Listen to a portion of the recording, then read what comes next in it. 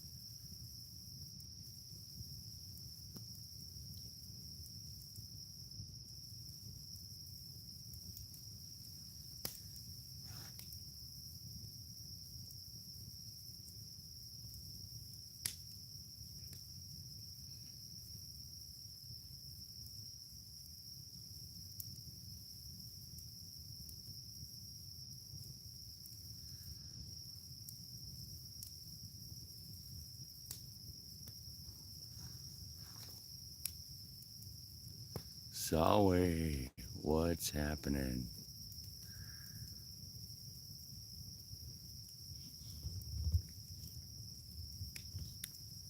That's not very nice staying off the grid.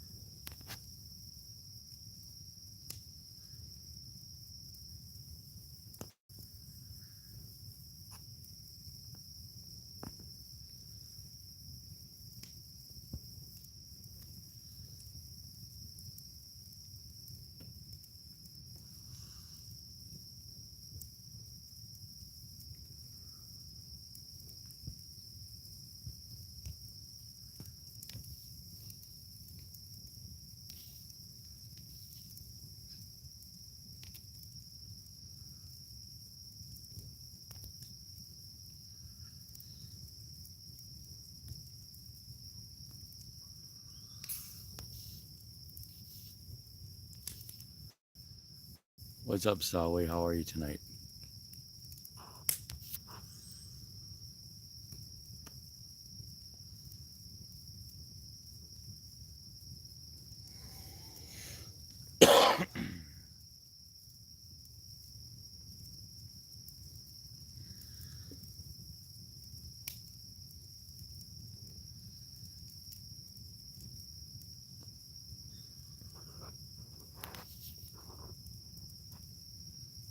Good, buddy, good.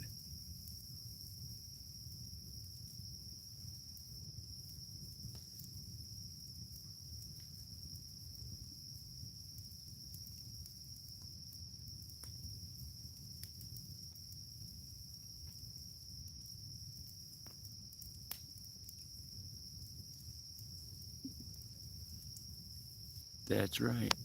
10:31.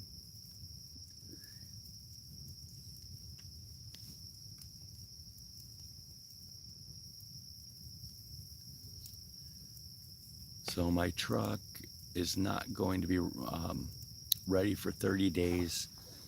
And the rental place up here did not have any trucks available until Monday. So I'm stuck here till Monday.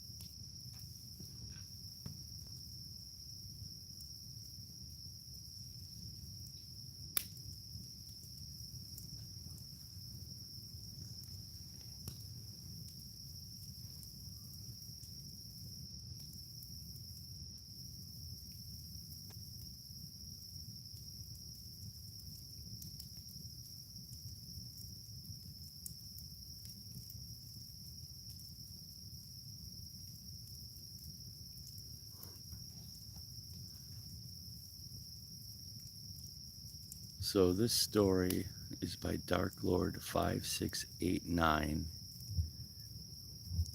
and it's titled Scary Halloween Story. This story happened back in 2017. I was trick-or-treating when my legs started to hurt like hell. Thankfully, my house was nearby, so I walked home. My dad checked in on me and said he was going to be at the house across the lawn. I said okay, and my dad left. I was laying on the couch eating some candy when suddenly my body went numb and I couldn't move. My vision got wired. The best way to put it is like big black snowflakes. I tried to scream, but nothing came out. I was suddenly able to move my head and looked into the other room where I saw a tall figure walking very slowly, but then it all ended and I was able to move again. I told my mom about it, along with a few friends.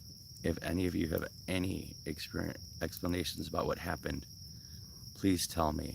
Well, it sounds like this guy was on drugs and didn't realize it. So that was a crappy story. Dark Lord 5689.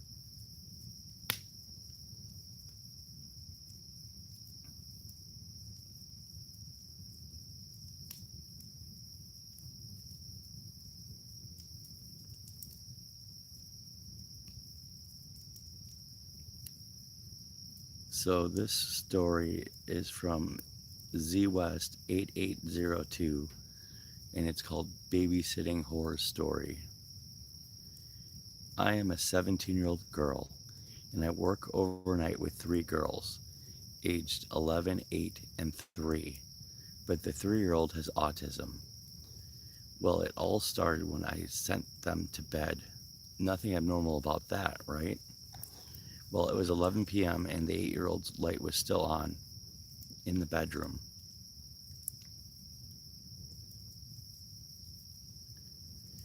She does not have a door that leads directly into her room, so I quietly snuck out of the room I was staying in to go see what she was doing. She, of course, was on her phone. I asked what she was doing, and she jumped because I snuck up on her. Well, she said she was just turning it off. Well, I thought, whoa, that was odd because she said it was weird. So I asked for the phone. As I was putting it up, lots of notifications were popping up. They were text messages, so me being nosy, I looked to see what the messages were. To my surprise, it was sex talk from most. Okay, so this is not a story that we're reading here.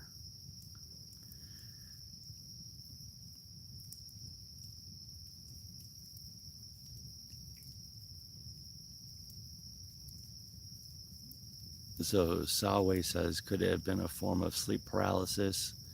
Maybe he fell asleep and didn't realize it. Well, the whole thing, he said he was trick-or-treating and his legs started to hurt, so he went home and whatever. So who knows what he consumed while he was trick-or-treating.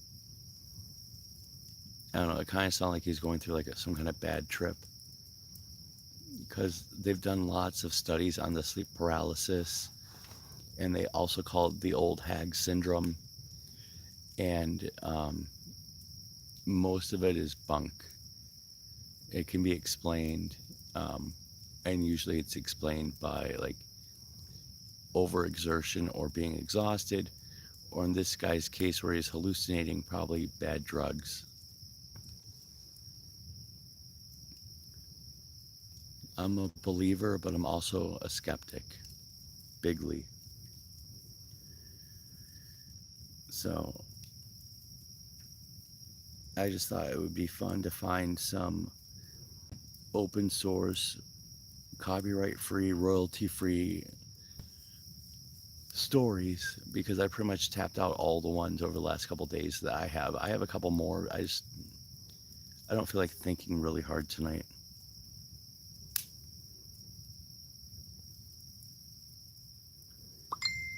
But I'm noticing that a lot of these stories are totally like just poorly written, and as you're going along reading it, you just have to kind of change the words around so it makes sense, because these people are illiterate.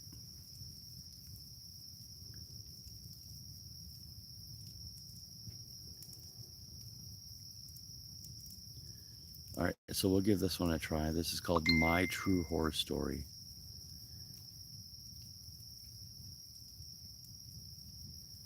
So back when I was in the 9th grade, the year was 2017, and I was starting a new school.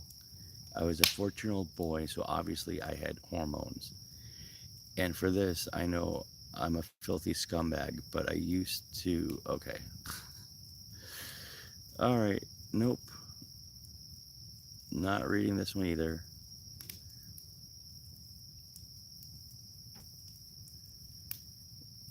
His horror story involves public stuff that you shouldn't do in public.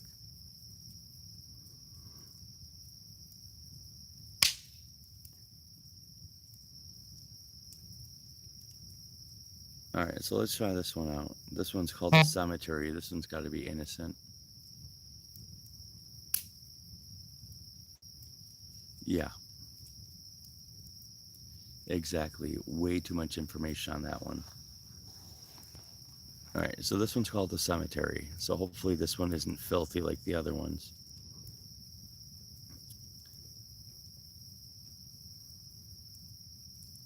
Okay, so let me get this straight. I'm a 15-year-old girl who lives in New Zealand, but when this took place, I was around 12 years old. In 2016, a couple days before Christmas, the worst thing happened to us. We found out my auntie died, which was on my dad's side, and they were very close. She was a jockey and she fell off a horse and it crushed her. Oh, her favorite thing was the smell of lilies. This will be useful later on.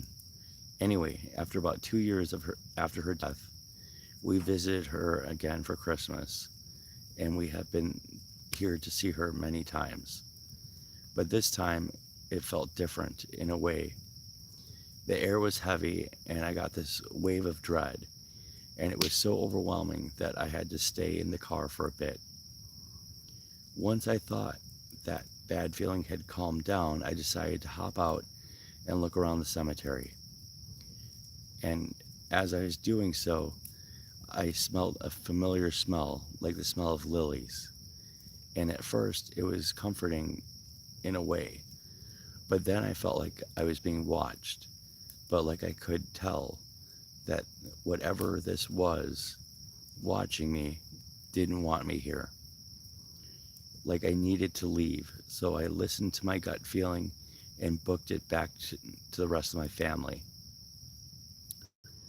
Not shortly after, once all of us were in the car driving back, we saw that there was something in the middle of the road.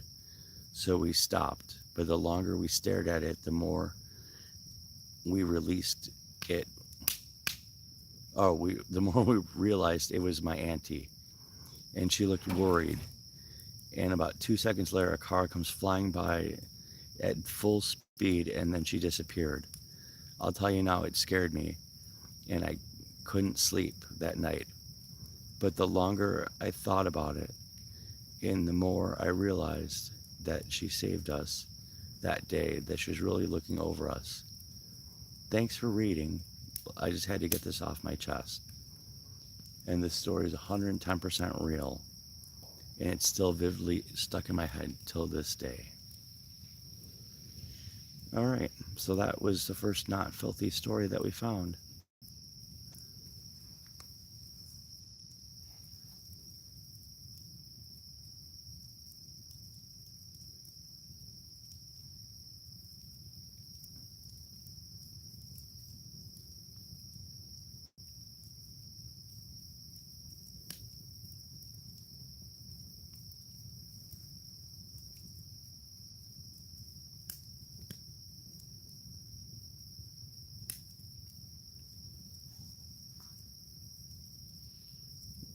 You get one guess, and then I'll tell you if you're correct.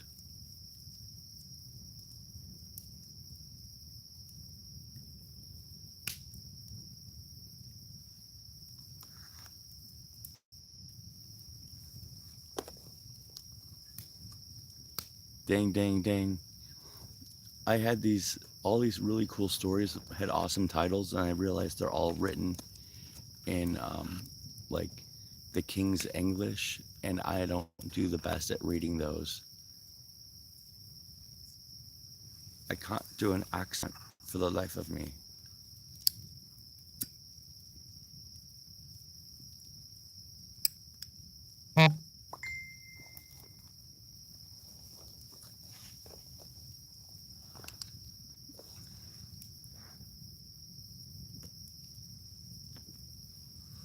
All my work friends are messaging me like, where were you tonight? Why weren't you at work?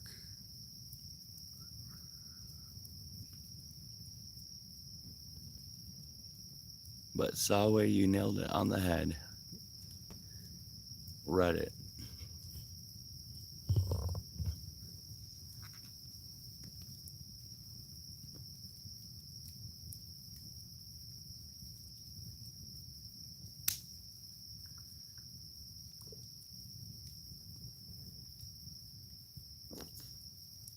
Let me go get some more logs.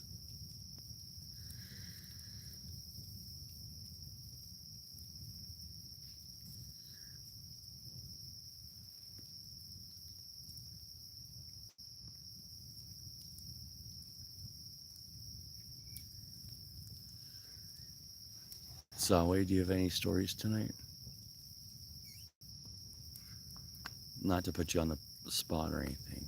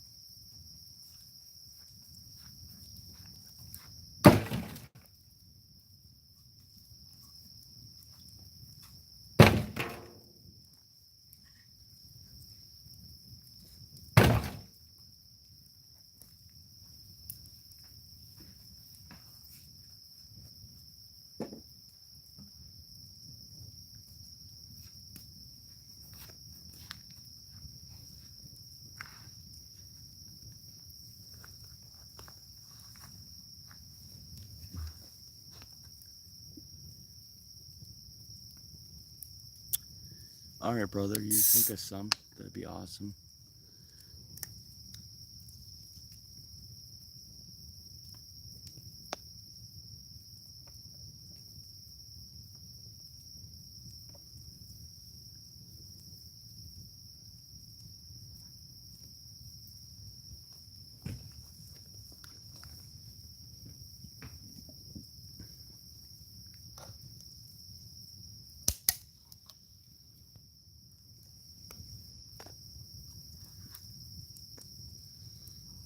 I got an entire case of Pepsi, and it looked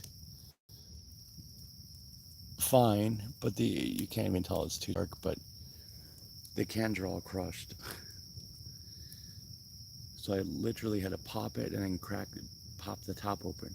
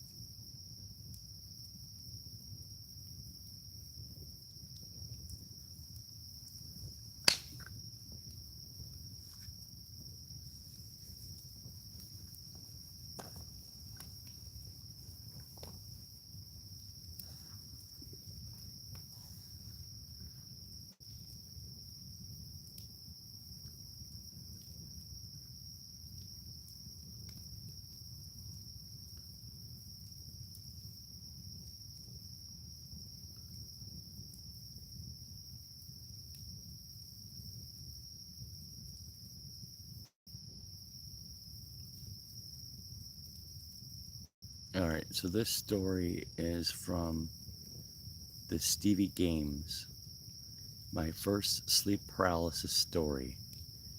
True, I don't remember exactly when this was.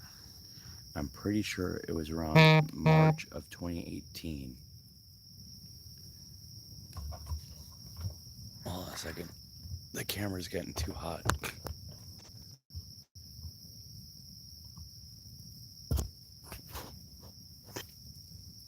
The fire is super hot tonight.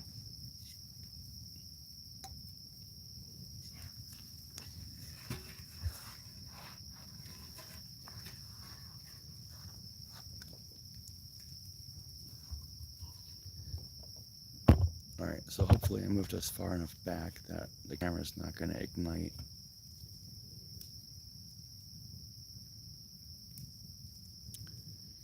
What honking sound?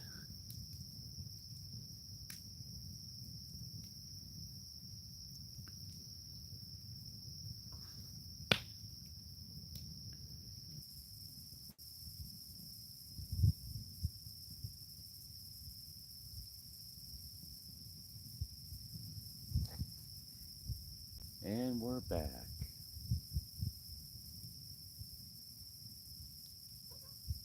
But the fire is so hot that it needed me to shut it off for a minute. All right, so let's go back to the story before the thing shut off. I apologize to everyone.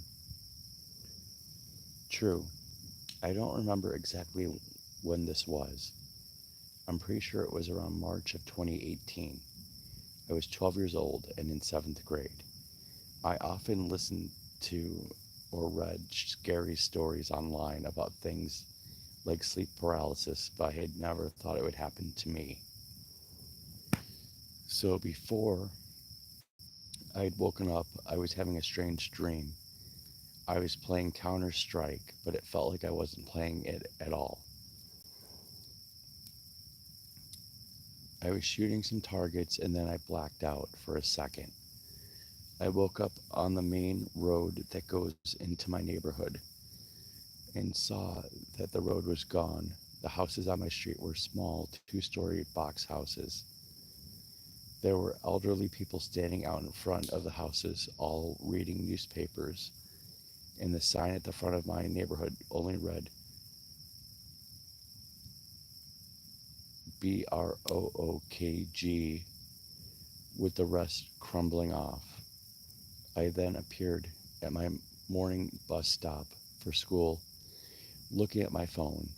Everything was normal until a bush that normally isn't there screamed at me. I remember clearly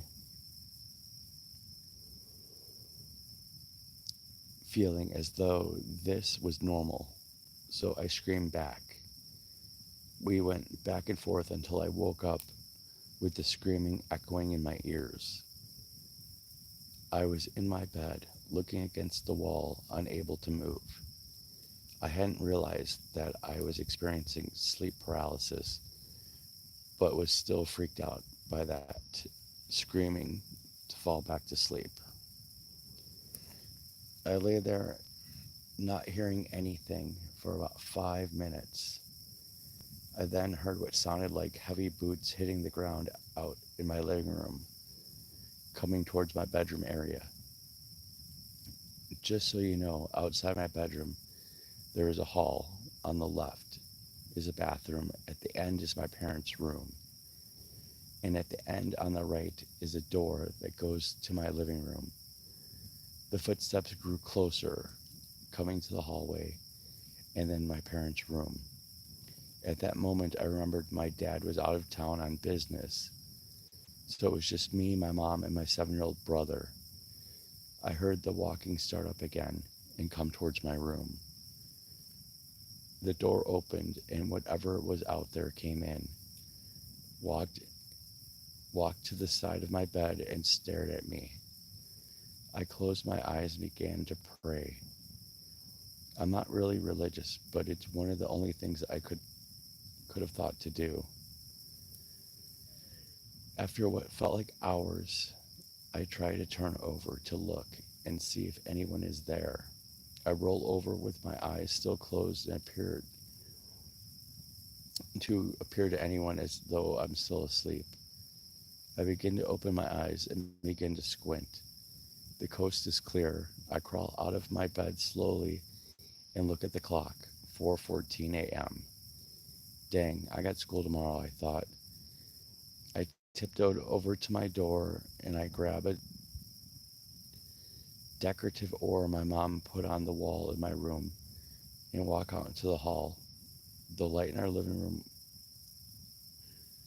was on, which was not normal, especially when my dad's out of town. I check the bathroom and peek around the corner of the door.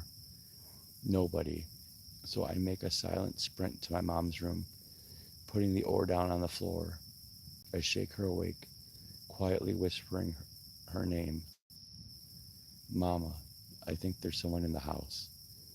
I heard walking around outside of my room, and I began to tear up, realizing that this may have been in my head. I woke up my mom for nothing.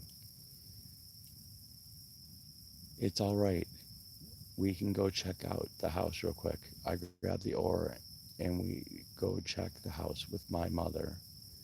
There is nobody in our house, so I go back to bed relieved that we are safe and none of this was real.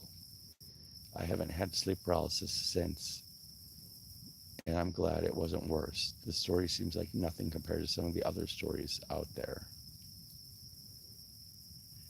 All right, so sleep paralysis, yay. Hey Cam, what's happening?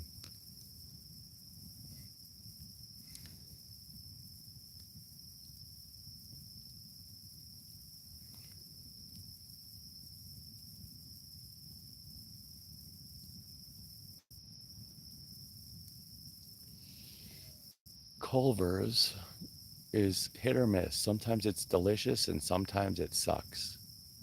But it's nice to hang out with your niece.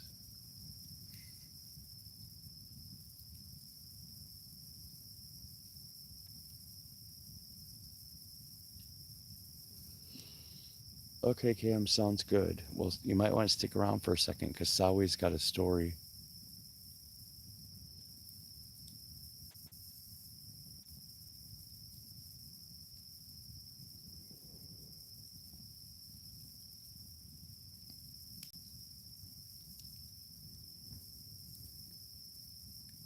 Sawi, are you ready to do it or you want to wait?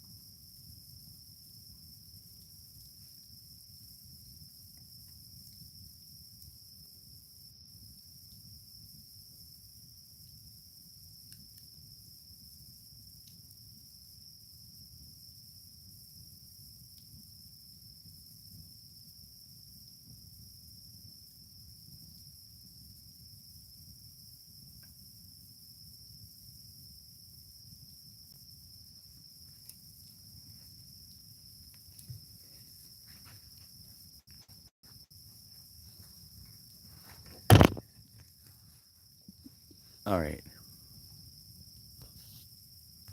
So everybody knows last night Sawi told us a story.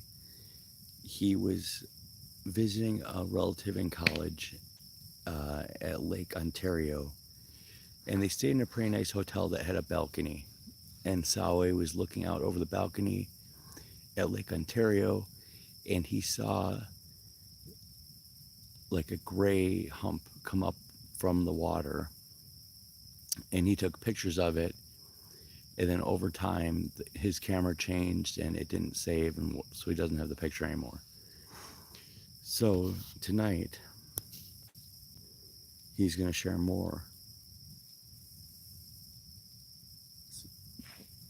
Sawe writes, last night I told you about how I saw a sea serpent. in Lake Ontario, but that might have not have been the only time I've seen one.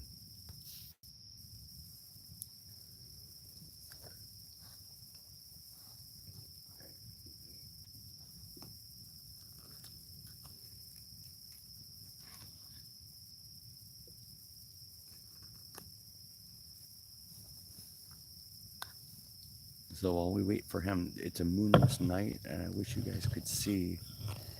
There's a lake right there. And the other day, I was sitting out here, and there was a huge wave, and like you hear the crash of the water, and you see the movement, and there's nothing there, and it was bigger than a fish.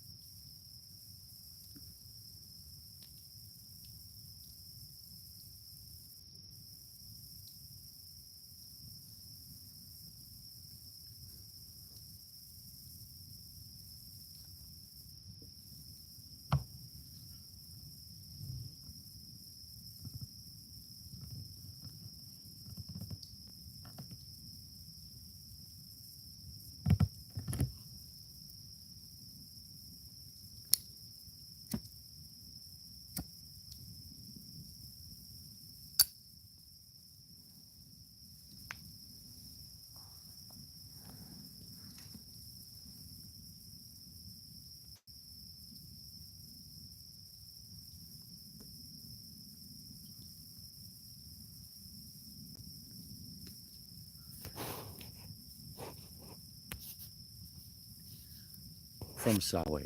When I was even younger, I was visiting Belmont Lake with my parents. We went out on a paddle boat. I was on the backwards facing seat while my parents were facing frontward.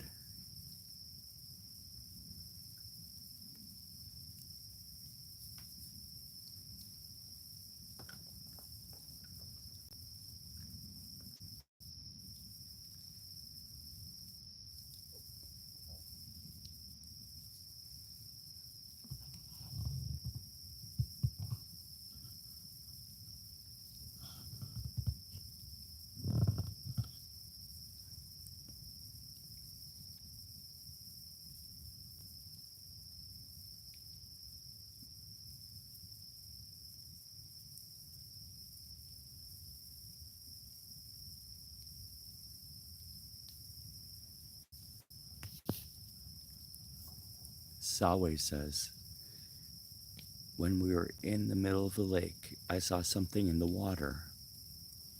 It looked like the body of a large snake curving below the surface.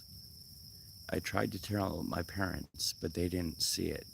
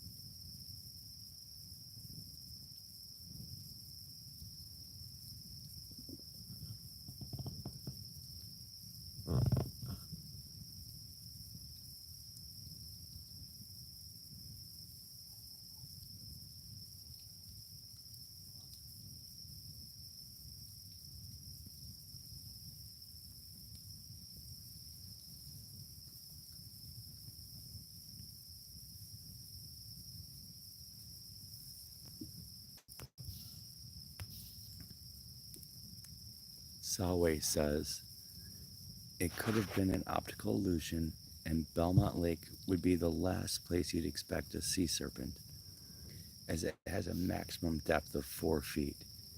But the lake does feed into the Great South Bay.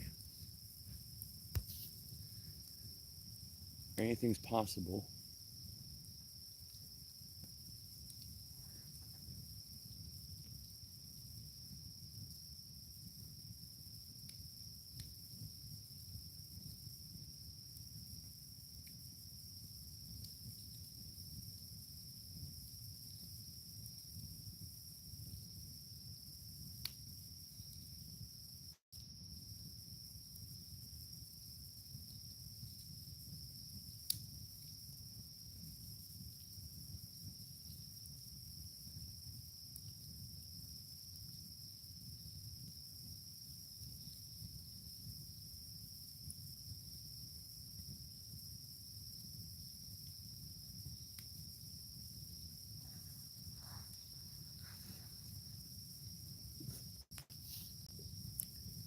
Salway says it's also possible it could have been an unusually large water snake whose size was distorted by the water, but the lack of truth can be the accident. Hold on a second, I just totally bumped the wrong button here. Now I can't see the messages. It could have been an unusually large water snake whose size was distorted by the water, but the lack of truth can be the scariest thing imaginable. Well, thank you, Salway. So this story is from Yumi 130794. Grandma loves me from the other side, question mark. I am a 25-year-old female. For the purpose of anonymity, I will refer to myself as Sabrina. I am from Romania. English is not my native language, but I shall try my best to make the story easy to be understood. My stories contain what you would call angels, spirits, demons, archangels, satanic people doing forbidden sessions of voodoo, and everything but this particular story.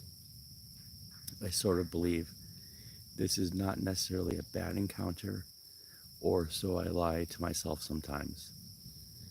There are many stories that I would love to share with you. You can either decide to share them, I don't mind, but mainly I just want to talk to someone about this. And maybe find someone who's gone through what I went through and can understand and empathize with it based on your personal experiences. The one story that I can tell and will share with you for now, I need time to think if I'm ready to share the less fortunate experiences for now.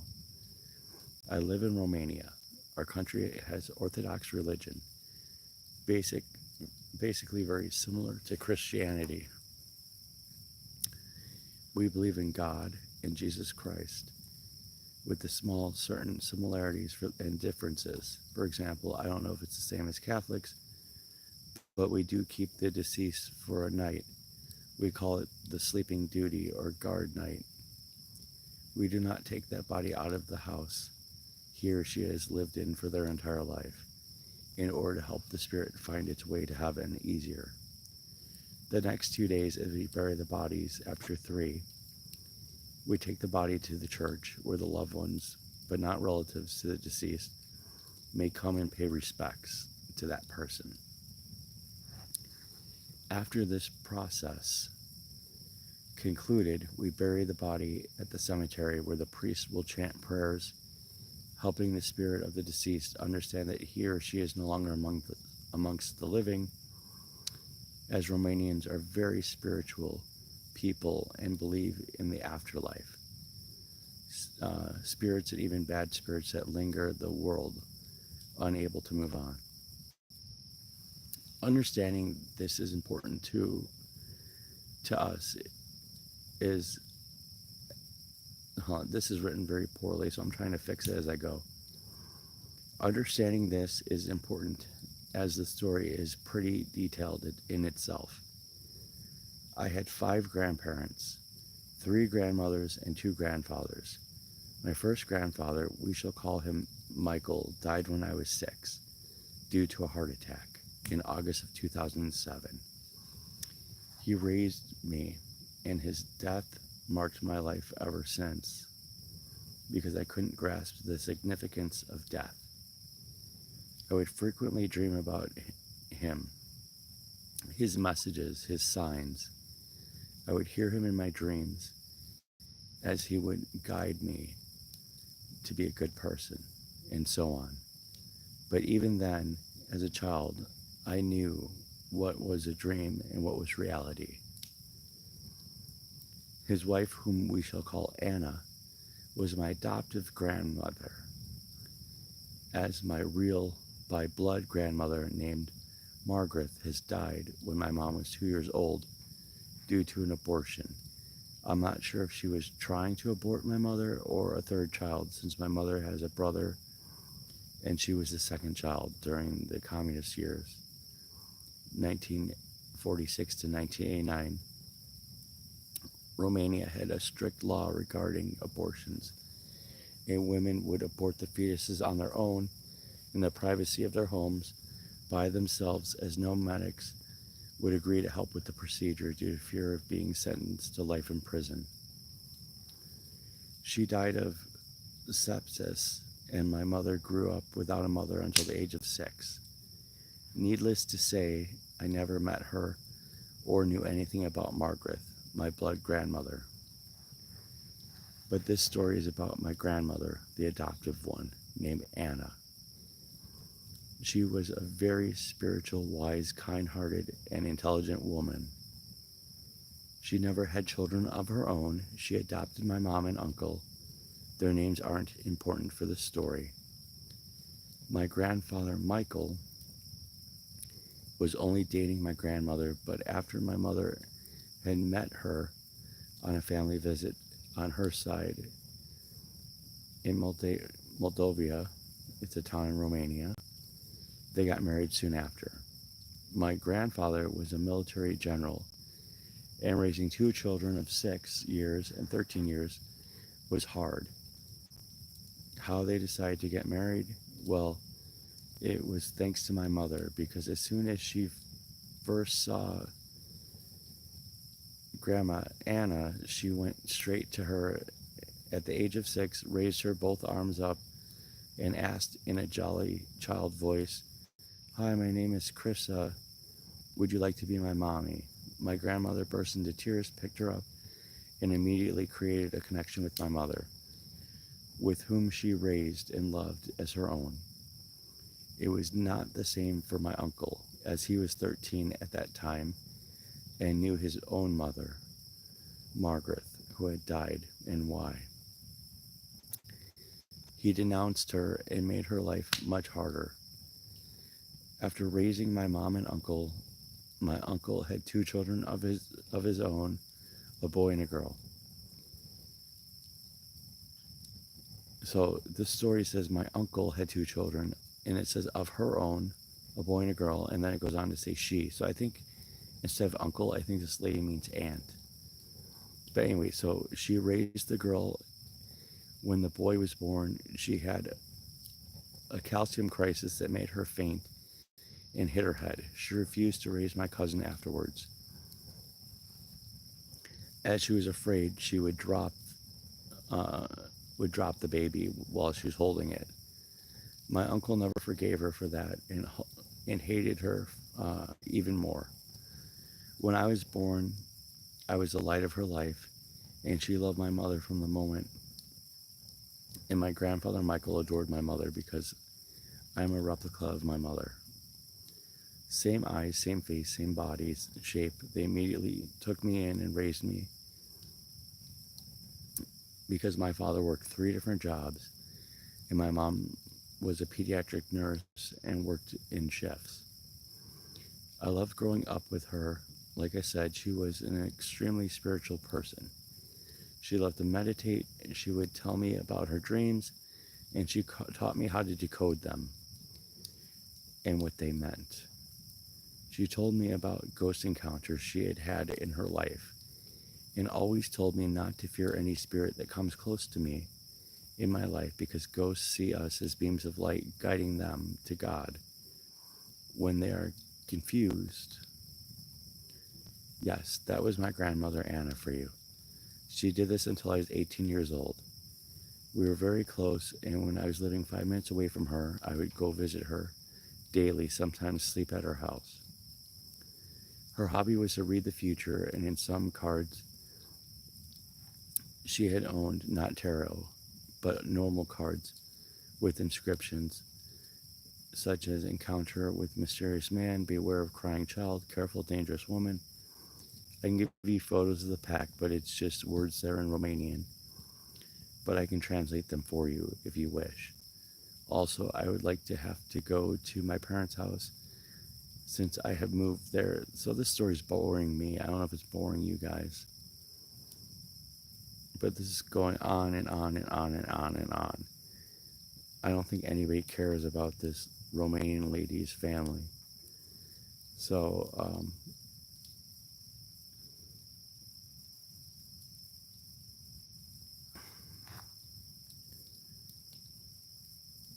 so it goes on to say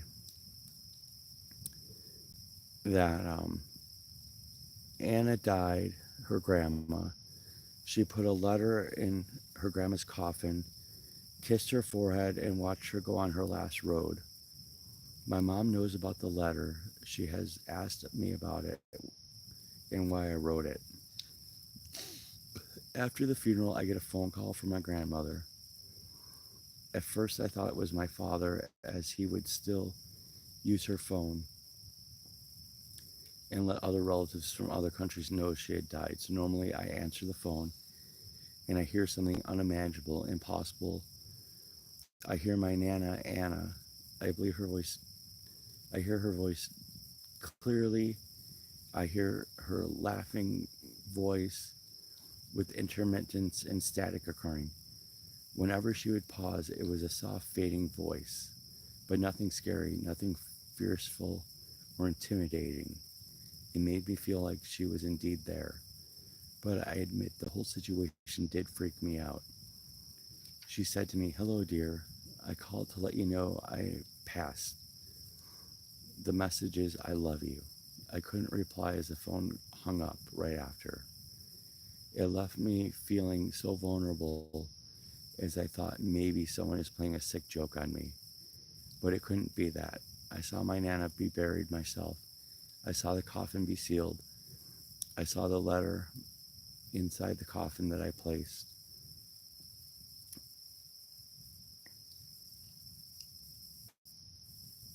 So anyway, this goes on and on and on and on. This Anna called her, and is basically like every time the phone rings, she's telling her different parts that were in the letter.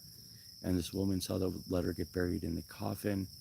Therefore, nobody else could have seen the letter except for the dead Nana that keeps calling her, calling her, calling her. The end. Spooky. So who's out there tonight? Anybody want to say hello?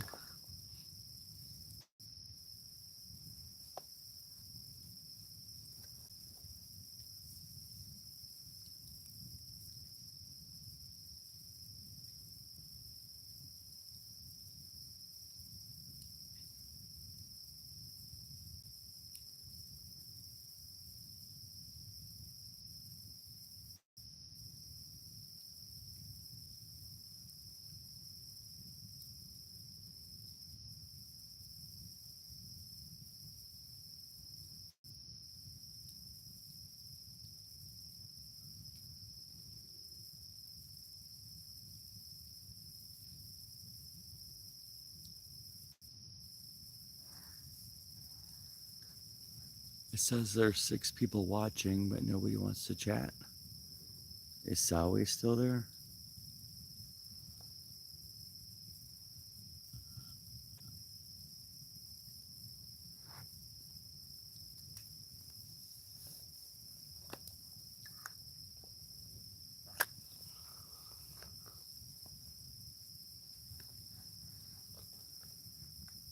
What up, me, Amy?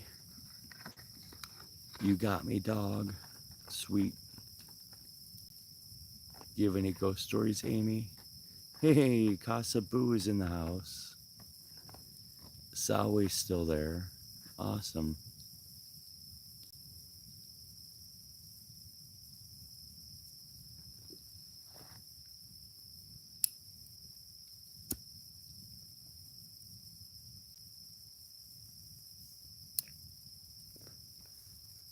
Well, welcome to our fire cam.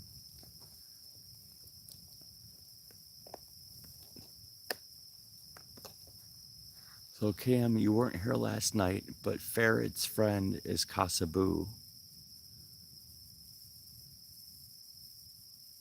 Ferret's the one that, yeah, happy Friday. Ferret's the one that suggested I use some kind of bottle to drip the blood or drip the black down the dolls' faces.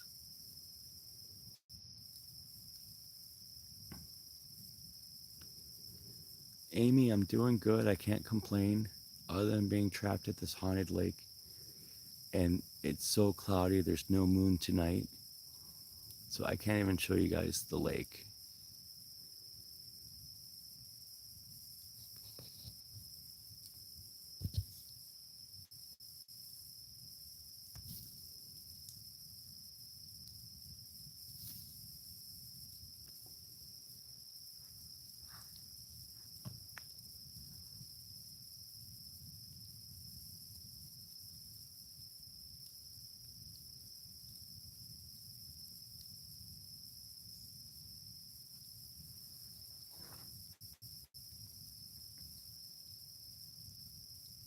So I've been reading stories, and Salwe's been telling original stories. My brain is tapped from all the stories I've told this week.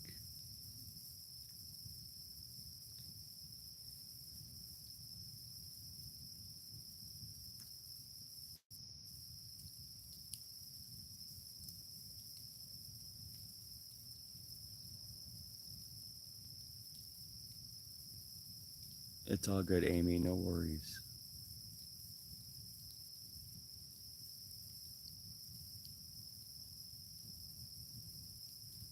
So I'm just trying to enjoy the fire. I just read this super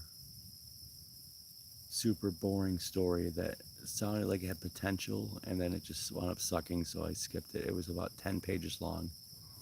I made it through the first 3. Then I skipped to the end.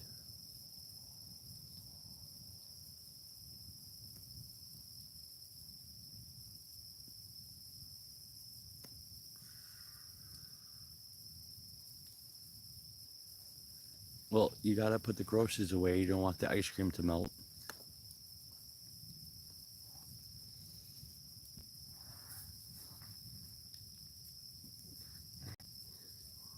Yeah, we burned through a lot of wood this week.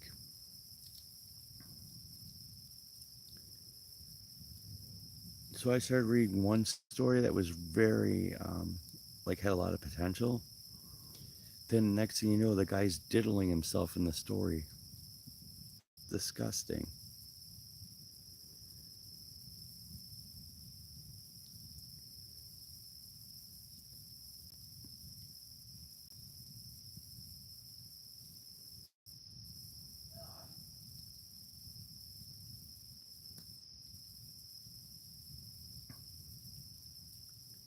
Does anybody know what a Wendigo is? Wendigo?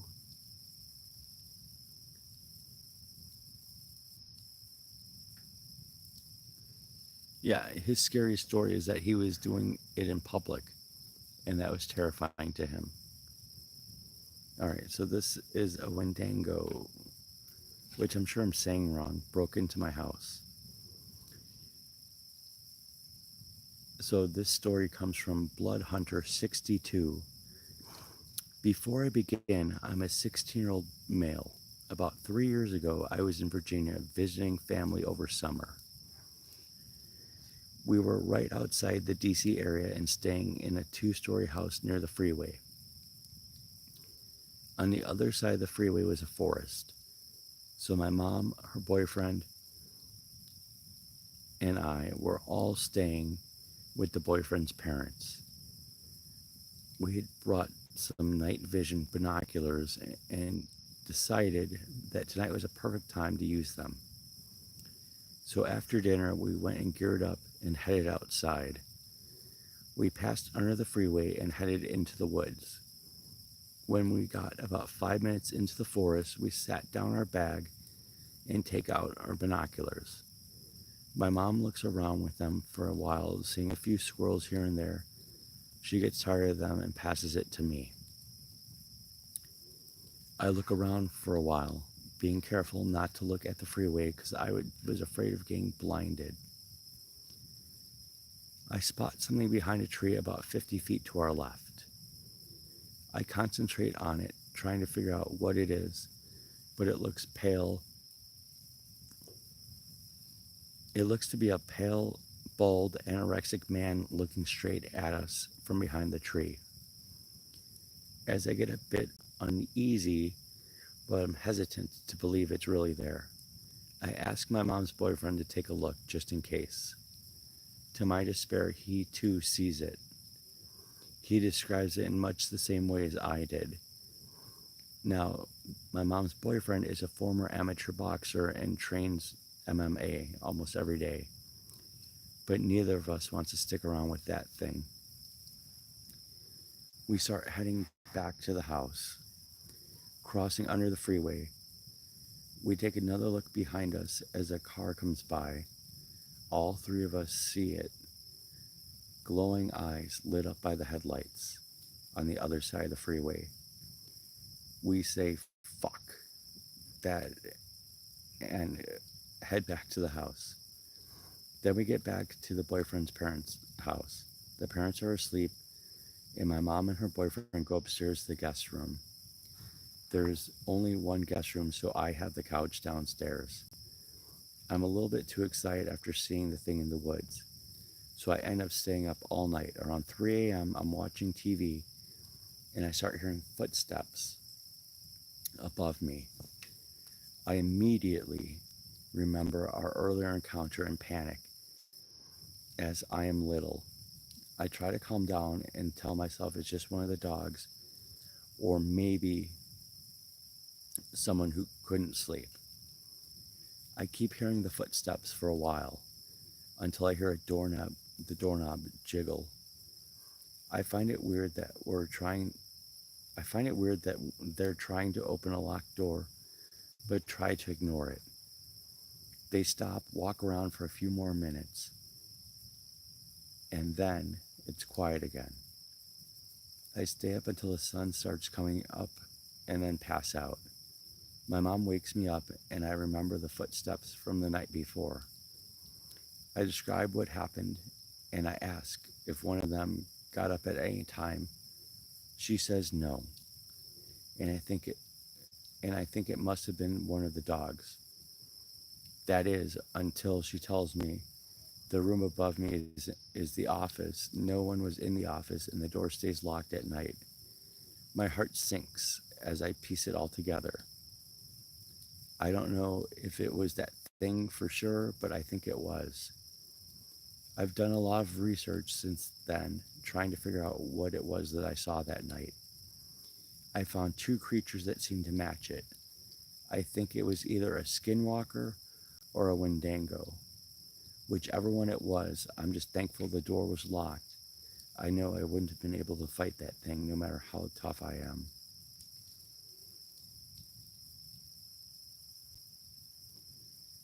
So that one was halfway decent compared to the other crap I've found so far. What do you guys think?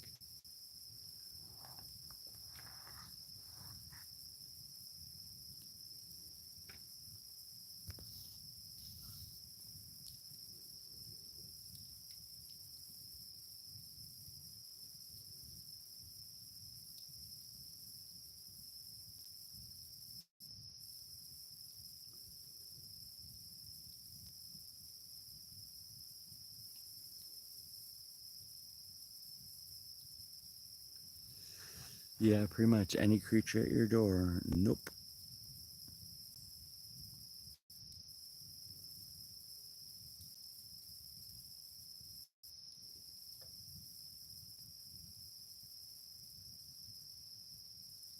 I'm gonna go grab some more wood. Please stand by, friends. And this would be a great opportunity to give us a thumbs up and subscribe if you haven't already.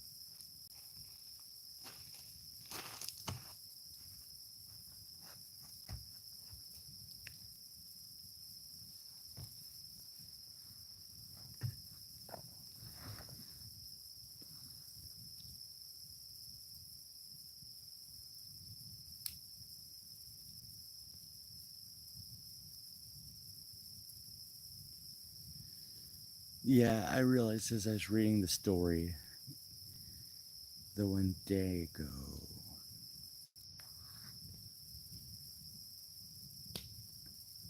Out here they have the Hodag, but it's all been debunked. There are no Hodags. It was an elaborate hoax to bring attention to the area just south of us.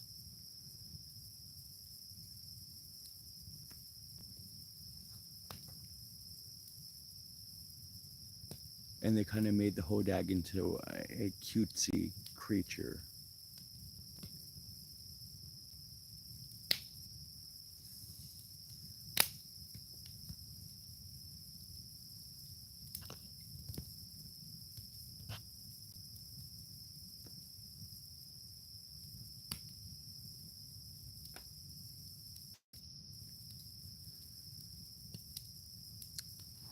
Never saw the dog man, but he did hump my leg.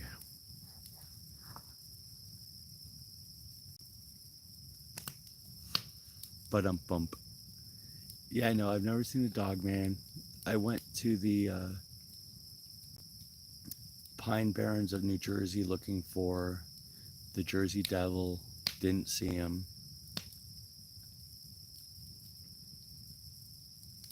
So out here, probably about 10 years ago, I wasn't living here as often. I was just coming up here to visit. Actually, you know what? It was 2013. So how long ago was that? Yeah, like 11 years ago, whatever. So I drove straight through. It's like 5.5, 6 hours depending on traffic. Get here, get settled. I go outside for a cigarette, and it was a bright moonlit night, like the other night when we were out here, and I shined or showed the camera on the lake.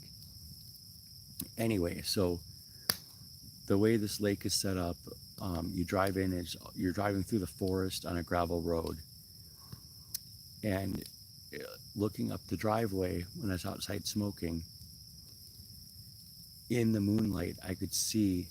First, I felt like I was being watched, and I almost never feel that, but I felt that something was watching me. And then I heard some twigs like crunching, like something was in the woods. And I look, and so probably like 100 feet away from me, where our driveway is, in the moonlight, I could see this creature, and it all looked cat-like but bigger. It was like the size of like a 4 or 5 year old kid. It was pretty good size, and it had green eyes. And when the moon hit the green eyes, they just glowed such a green, and it let out like not quite a growl and not like a purr. It was like a mini roar. It was kind of weird. And I immediately put my cigarette out and went inside. Never saw that again.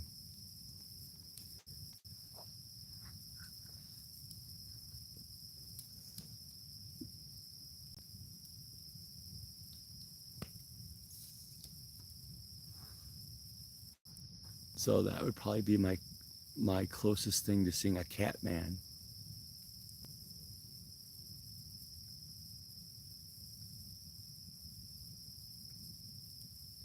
Yeah, for sure. You know what? The woods here, like when people go missing, like sometimes they're just never found. So it's so possible if like hundreds of people are searching for somebody and they can't find somebody, hundreds of people, searching for one person cannot find somebody. There has to be creatures and other things out here that nobody knows about.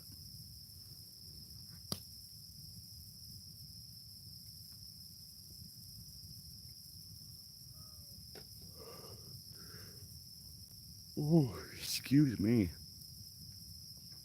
Earlier today, I made a mistake, and I had to burn some grass, actual grass, and I sucked in all this grass smoke, and it is making me wheeze. So I apologize if you occasionally hear wheezing tonight.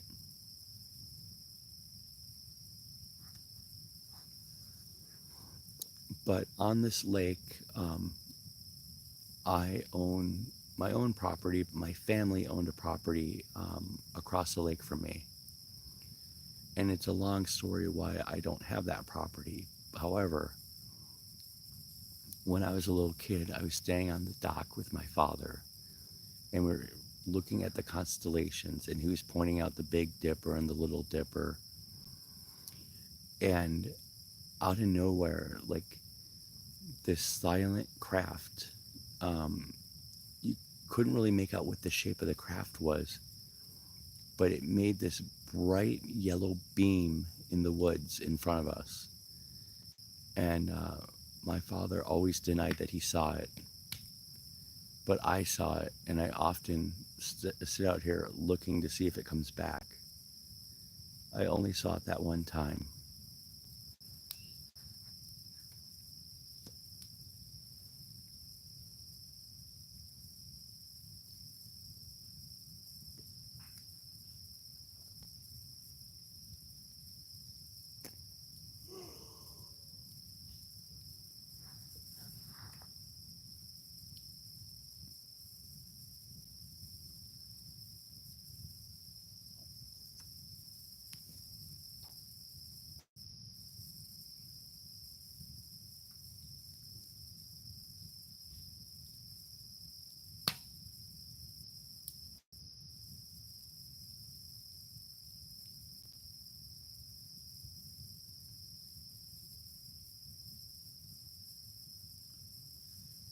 So I'm going to move the camera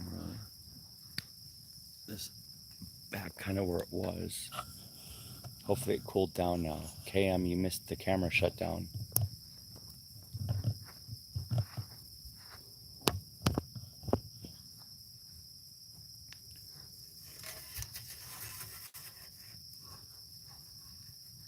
But this time I didn't have an ice cold Celsius to cool it. I used the cool grass.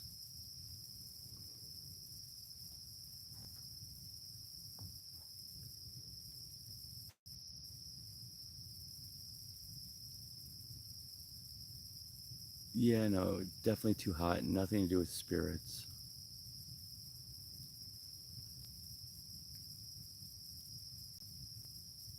This is a much better view of the fire. I want to get a little closer to it, but I do not need this thing to get overly heated again.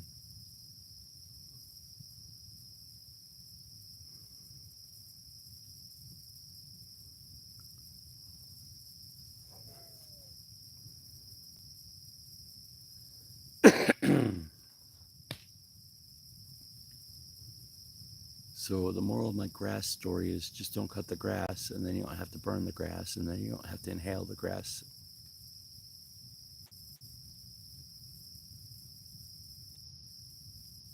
Yes, the fire got going last night. It took a lot of work, but we got it.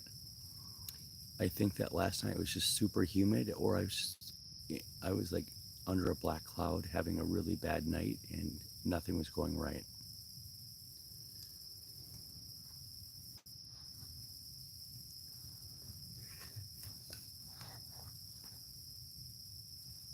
Yep, paper towels are my secret weapon when it comes to starting fires. Usually, the wood I have here is so dry that like two or three little sheets crumpled up in a ball, and the fire takes off. Last night I used half a roll of towels to get it going.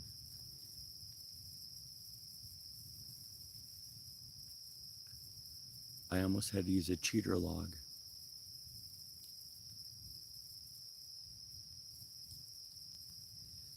Yes, everything works out in the end. That is true. But being human, it's hard to be patient enough for stuff to work out.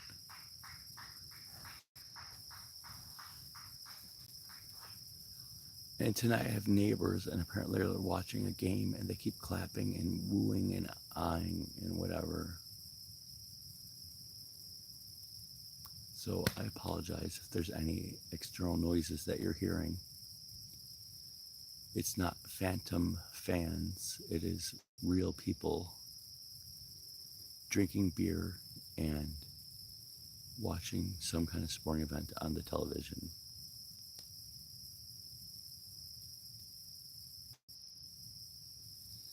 Pretty much.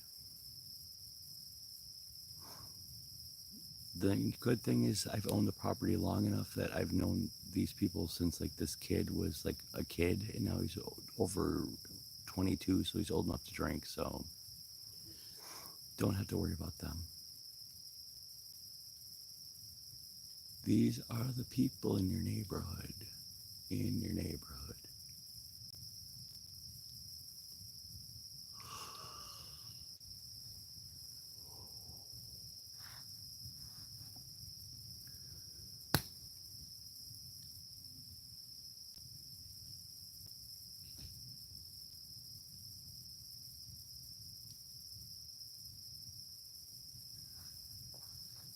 Well, I bet your singing was better than my singing.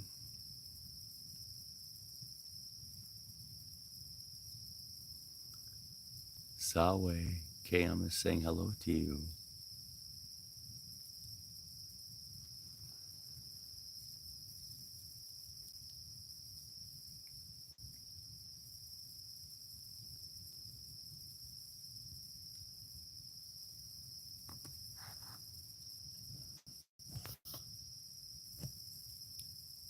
All right, awesome. I think that Kasabu has a story for you. Kasabu says, some years ago, I saw 5 amber lights in the sky. It was at dusk. They're hovering at equal distances from each other at similar heights, then fizzled out one after the other from left to right.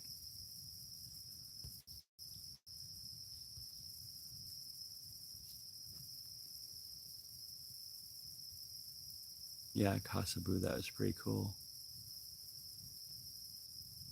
And there's no possible way it was Starlink with a malfunction, right? Because those have come over here before, and they when they first started coming around, they scared the shit out of people.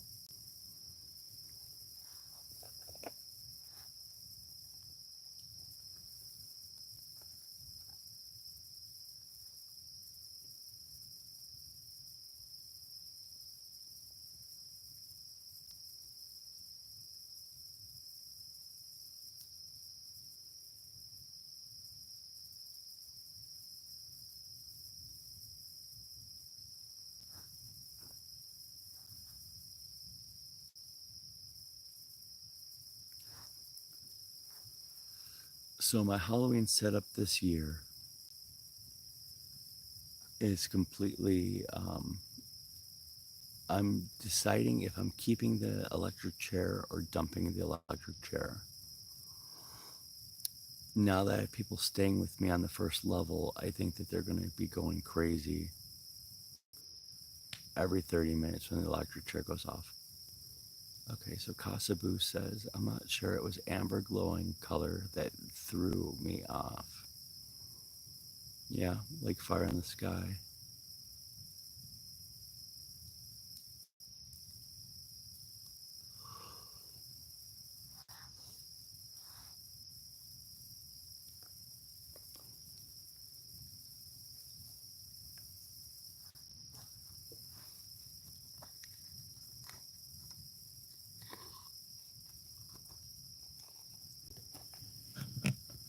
Yeah, I know. But it also, I was supposed to have a friend help me repair the latex, like the neck, everywhere where it moves over its 30 years of existence. It has deteriorated and started rotting. So somebody was supposed to help me, and they haven't returned my messages. So I don't think that they're really going to help me, even though they said they would.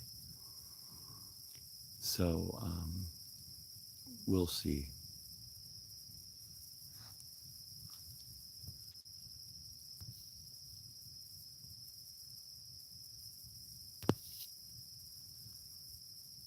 Well, Casa Boo, if you have the energy, start setting up for Halloween.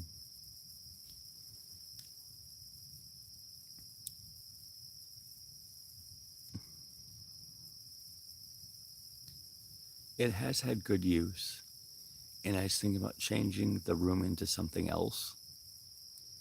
And I have all the stuff for that room, so TBA.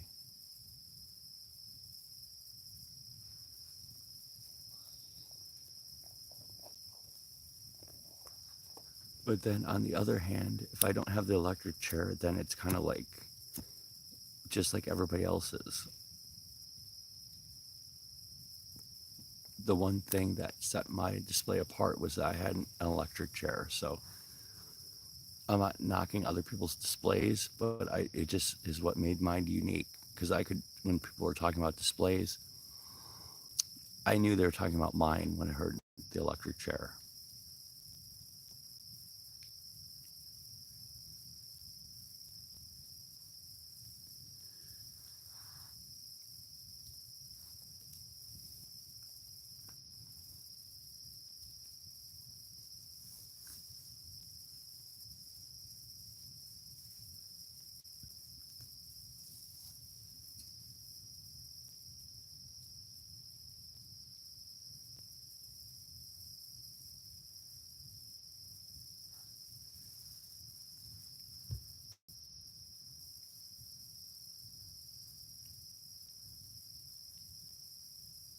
Well, thank you for all the compliments about my display. I appreciate it.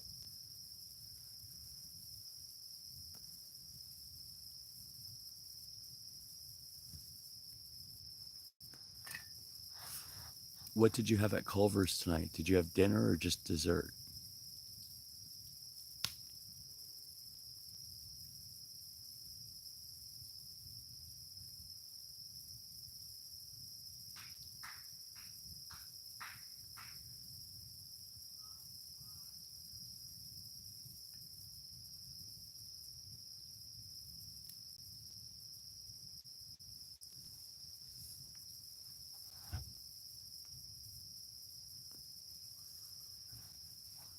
That's right, dinner and ice cream.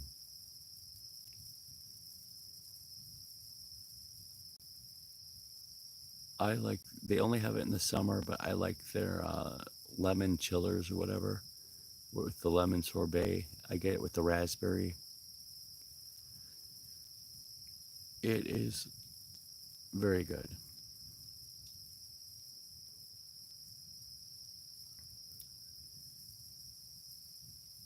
Yep, Fright Fest.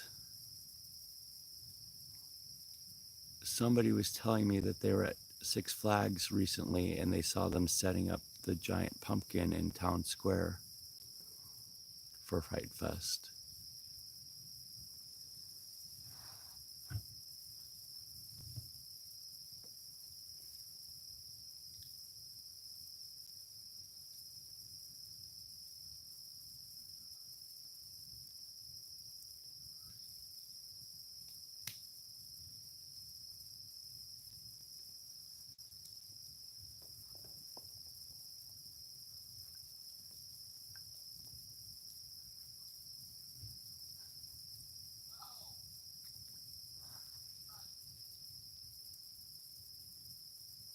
All right, so this story is from Traumatic Dramatics. True. I'm looking for a logical explanation or similar experience. So, a couple of days ago, my boyfriend and I were driving up his road that's in the middle of the woods. And as we turn a corner, we see the deer. The deer didn't even flinch at our car coming up the road, which was weird. When we saw it now, I'm not normally a scared person, but seeing this thing almost made me piss myself. It looked as if this thing was talking to the deer. It had to be at least 8 foot tall, very thin, and was all black with wings. It flew right up in front of the car, and my boyfriend slammed on the brakes, turns to me and says, "Tell me you saw that, tell me you saw that," and asked me to describe it to him, as I was to make sure he wasn't going crazy. I did, and we sped all the way home. This all happened in about a minute. Hey Nora, what up?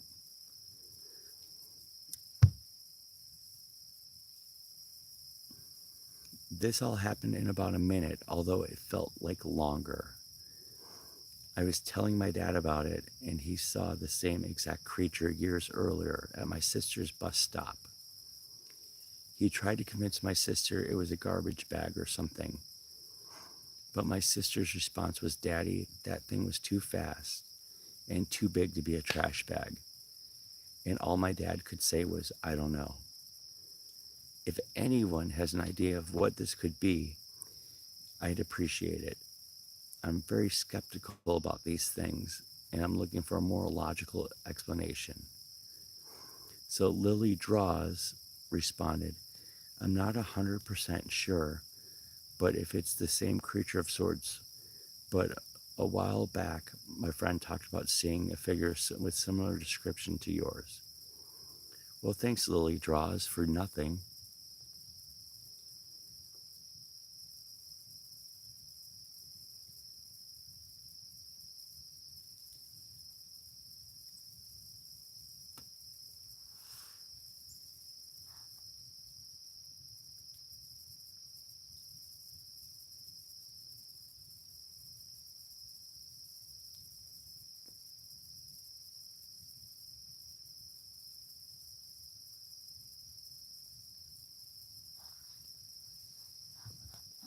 Yeah, so it was Saway's dude with wings.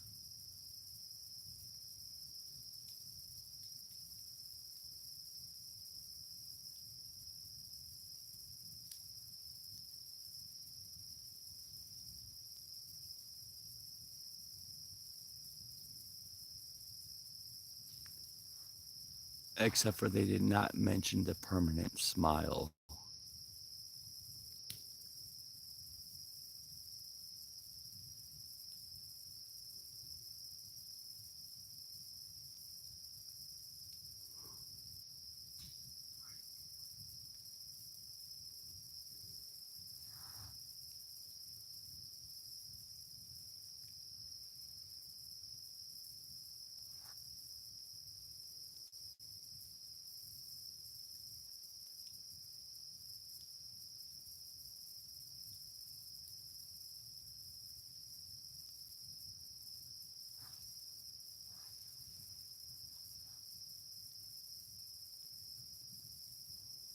Yeah, like I don't know how I missed it when I was scanning the story, but I thought at first she was just checking out the deer.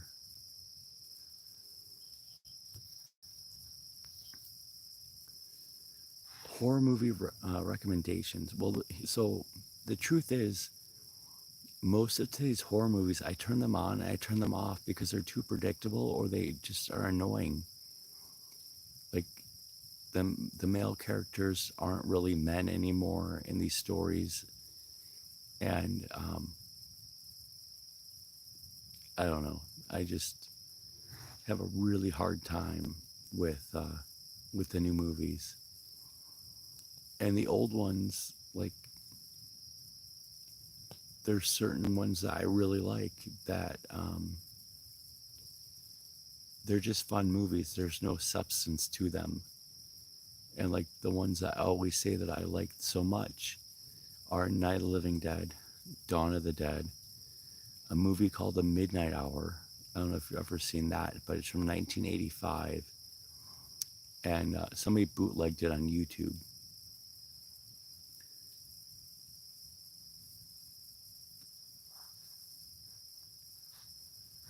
And at a certain point, the Friday the 13th franchise just starts to repeat itself, and like um, there's only a handful of Halloweens, like until they started getting really bad. But I mean, in a good way. Like I still watch them and whatever, but it just like sometimes enough is enough. Like some of these artists have lost their creativity.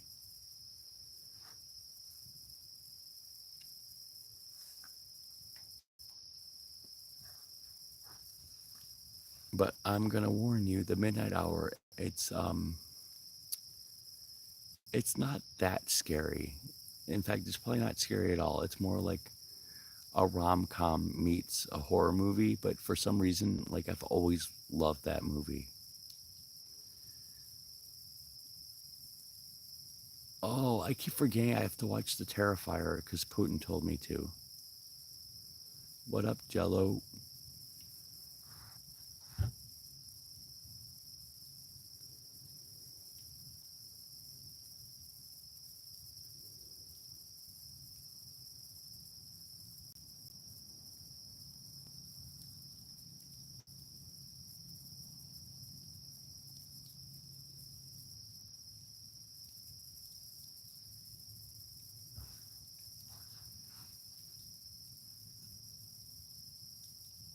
Yeah, and the Midnight Midnight Hour stars LeVar Burton, Sherry Belafonte,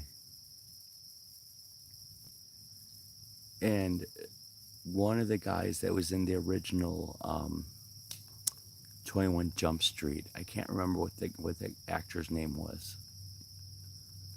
but he co-starred with Johnny Depp. He was another like younger looking police officer.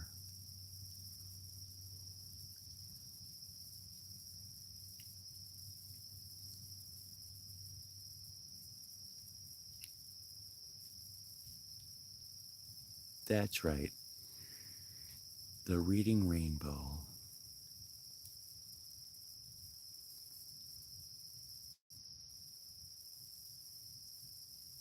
Yeah, I'm glad you're doing good, Jello.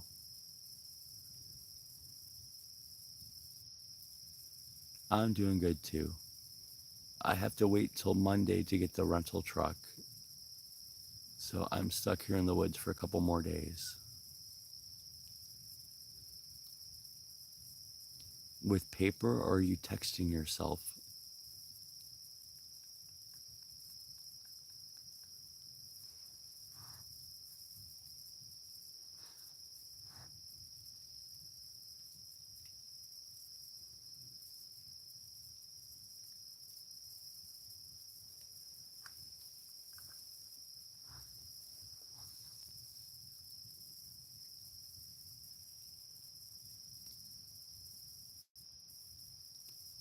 So my favorite version of Night of the Living Dead is the colorized version from Hell Roach Studios. They colorized it in 1986. And that is my favorite version. And I have it on VHS. And I was able to preserve that tape. And I love it.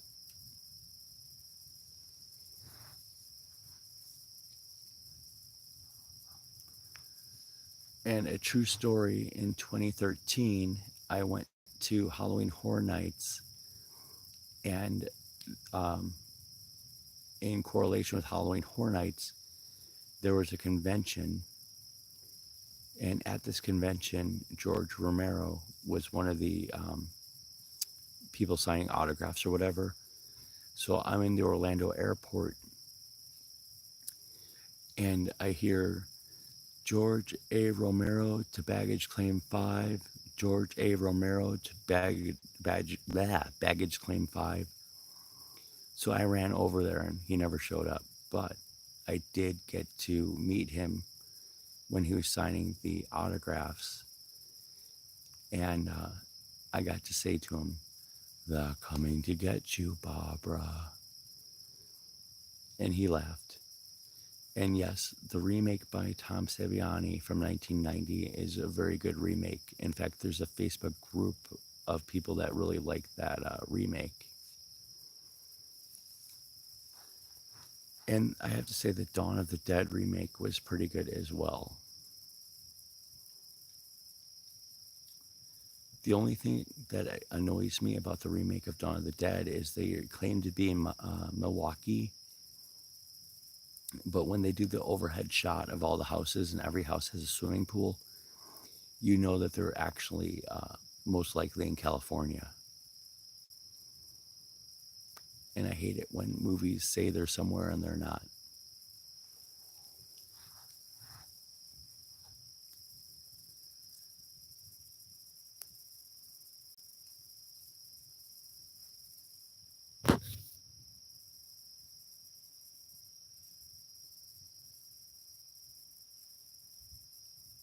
All right, guys, so I'm going to be a race against time right now. The phone is at 8%. Let me see if I can get plugged in time. If I don't get it plugged in time, then we will end the stream. If I do get plugged in, we'll stick around a little longer.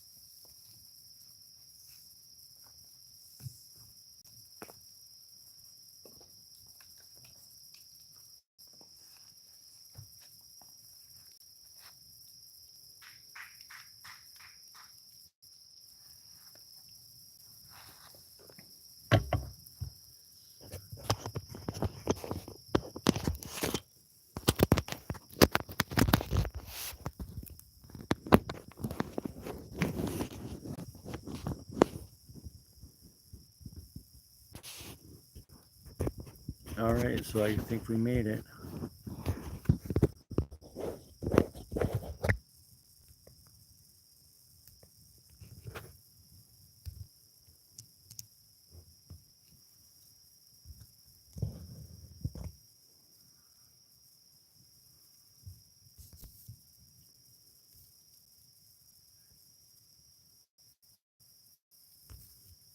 Yeah, The Exorcist is a great movie.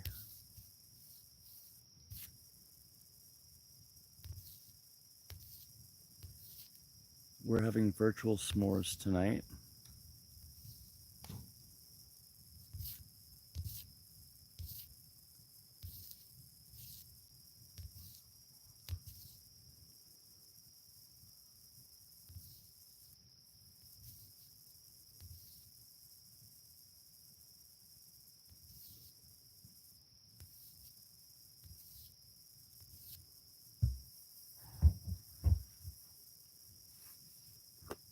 Yeah, the clown under the bed in Poltergeist.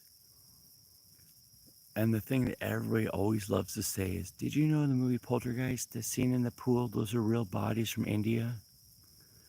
Because it was cheaper to buy real bodies than it was to have artists make them.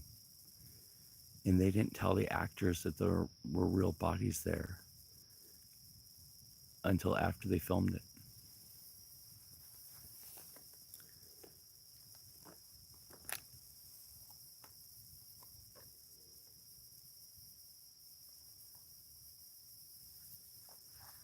The mirror closet always gets you. Hmm.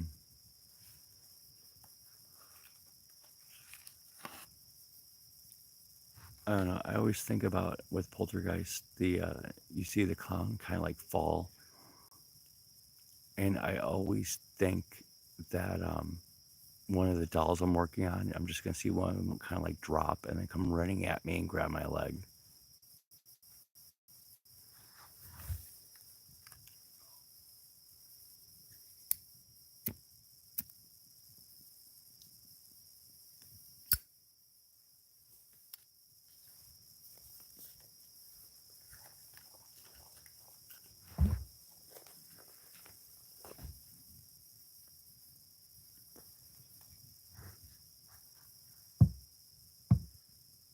You know, I've never seen that one. I remember it sitting at Blockbuster, but never watching it.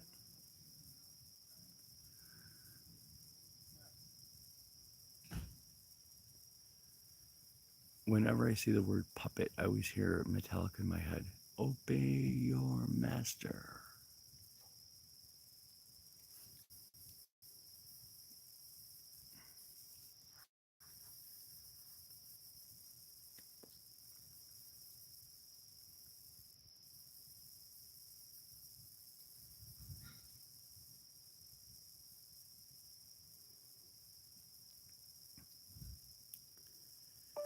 So I'm sending everybody virtual s'mores.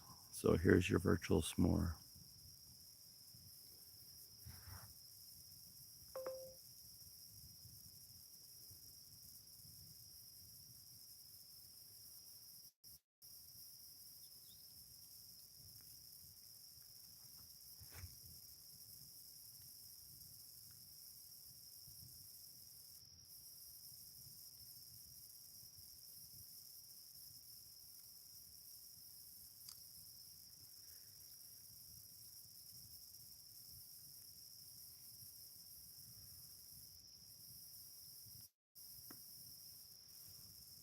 Aren't they gooey and delicious?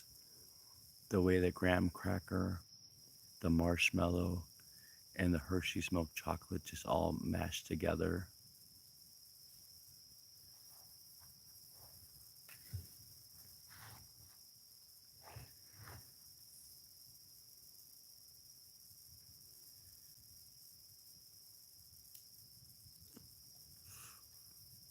I'm a giver, dude. I give everybody s'mores.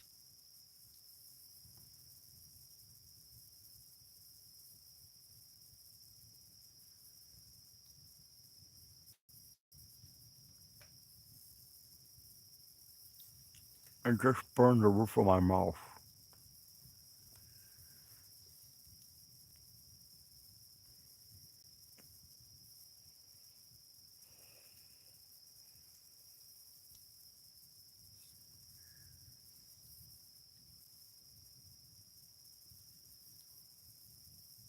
Yeah, they do look wicked. All right, check this out. You should never do this at night when you have people nearby sleeping, but we'll see what happens.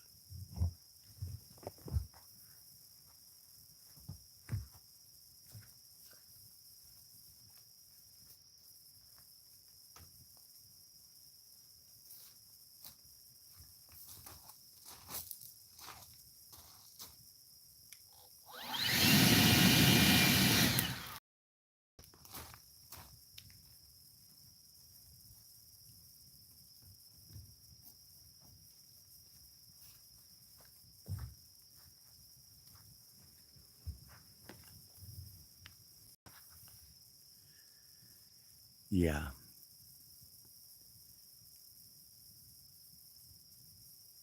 those are embers.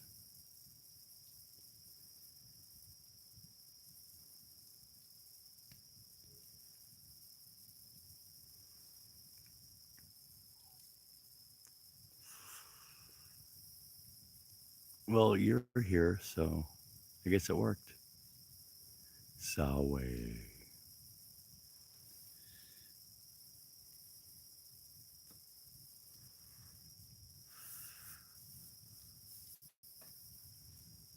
Yeah, fire's cool. Yeah, yeah.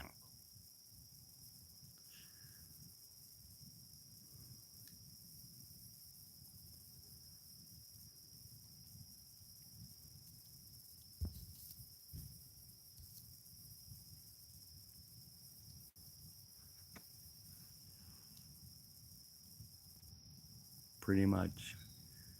The dinner bell and ambers. Embers.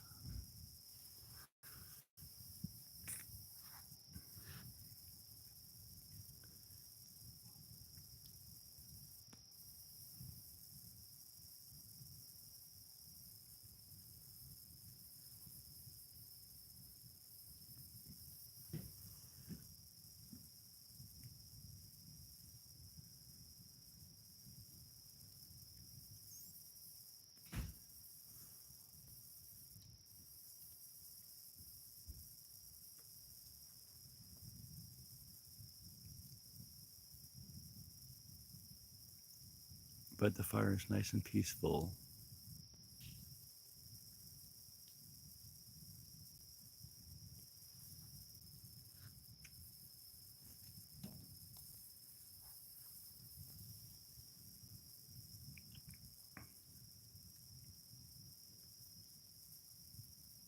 I don't know why, but something's telling me to do this. Light as a feather, stiff as a board. Light as a feather, stiff as a board. Light as a feather, stiff as a board. Light as a feather, stiff as a board. Repeat after me. Light as a feather, stiff as a board. Light as a feather, stiff as a board. Light as a feather, stiff as a board. Light as a feather, stiff as a board. Light as a feather, stiff as a board.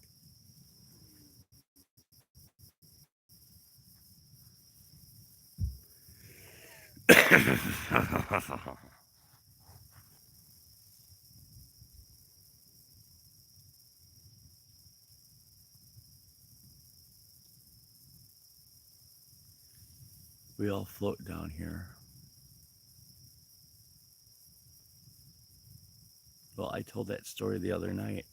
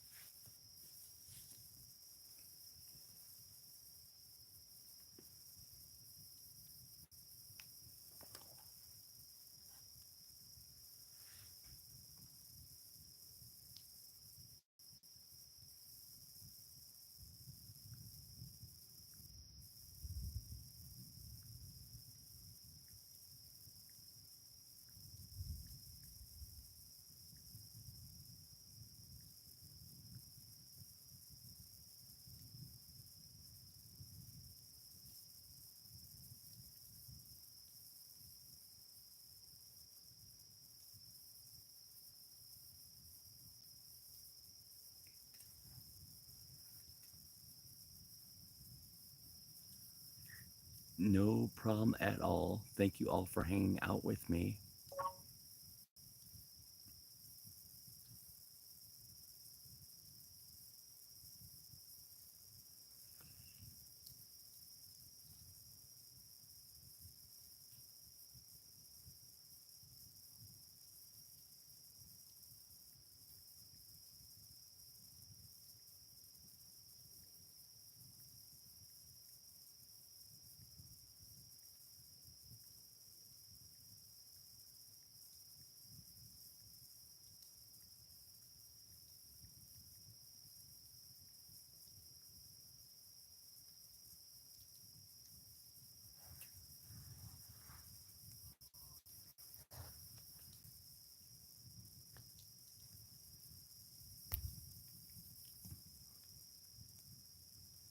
Well, thanks, Kasabu.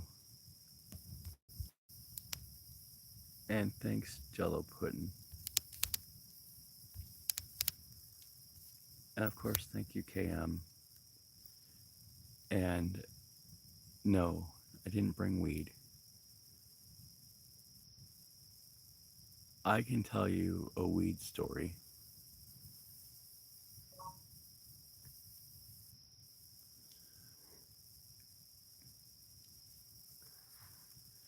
So I was working for this company, and for this particular project, we were at like an all day festival, and they rented us a trailer. And one of my friends came, and we're all hanging out, and he gave us this stuff that was like High Times magazine, like #1 of the year or something. I don't even know. But he said it was the best, and it was amazing, all this stuff. So, stupidly, I smoked way too much, or maybe not even that much. But for me, it was way too much because what happened afterwards was terrifying. Terrifying enough that I don't touch the stuff anymore.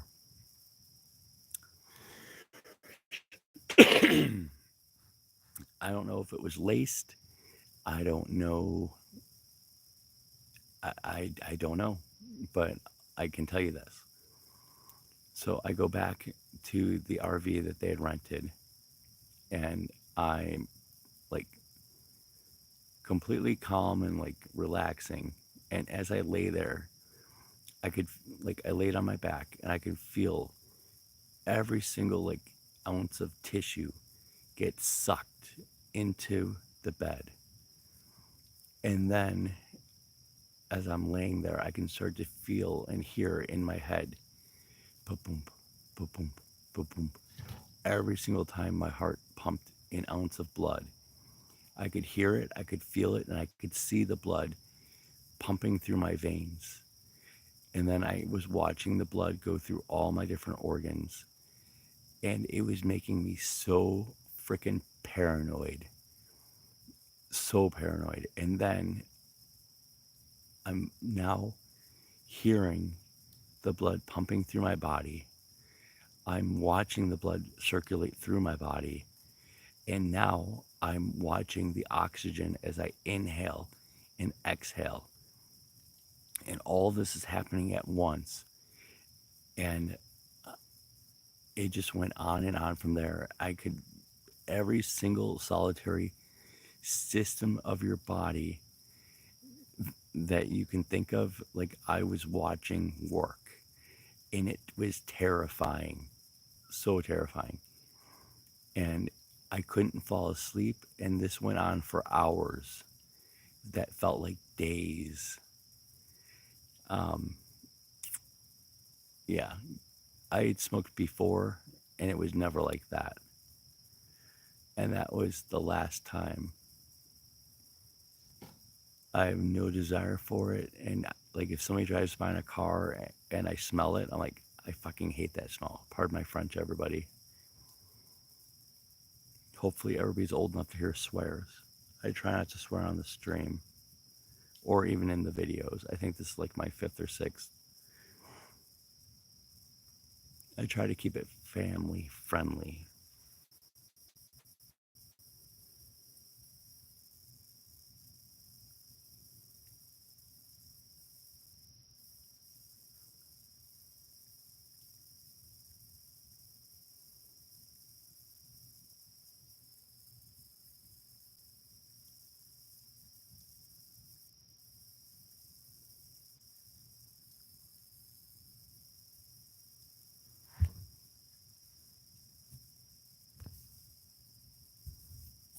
Well, the thing is that didn't happen to him. He was having the best time ever. In fact, he went on the next day to tell me what a great night he actually had with people he was with. Like, I was one of those guys that, like, I gotta go.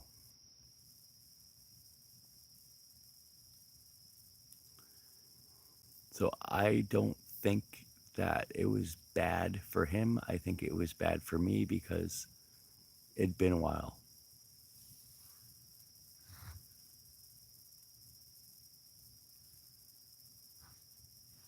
Because prior to that, I was in a profession where you were tested on the regular, and it wasn't worth losing your job if you had that in your system.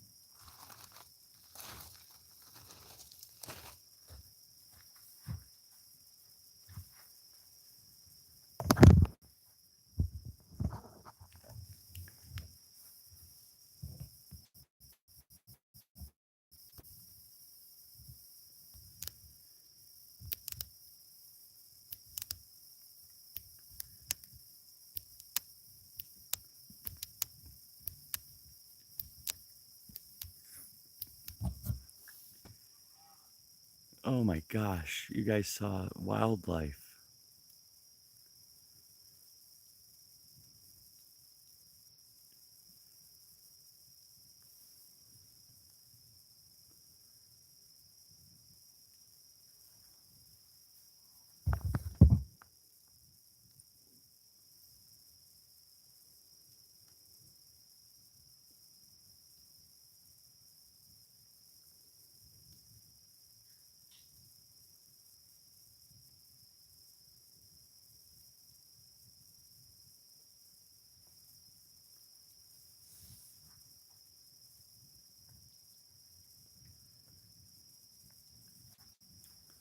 Or perhaps it was your ghostess with the mostest hostess adding more logs to the fire.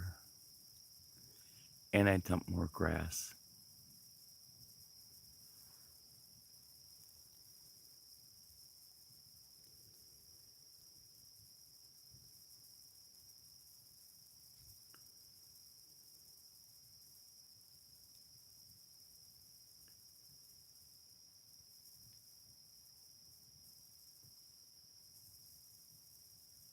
Surf's up.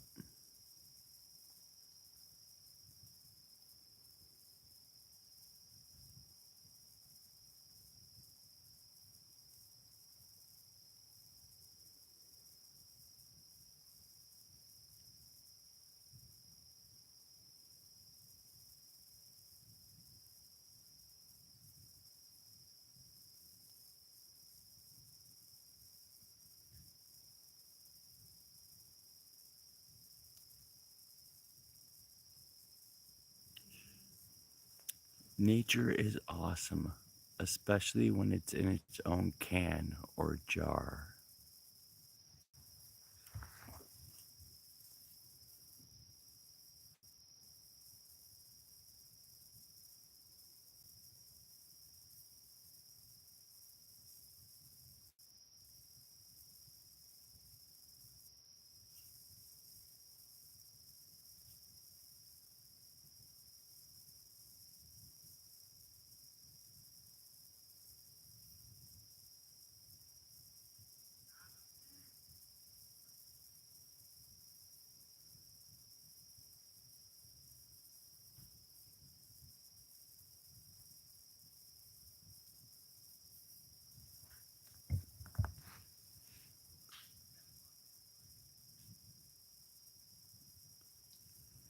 Well, if you happen to be near Crystal Falls, Michigan tomorrow, it is the Humongous Fungus Festival, a festival of all mushrooms.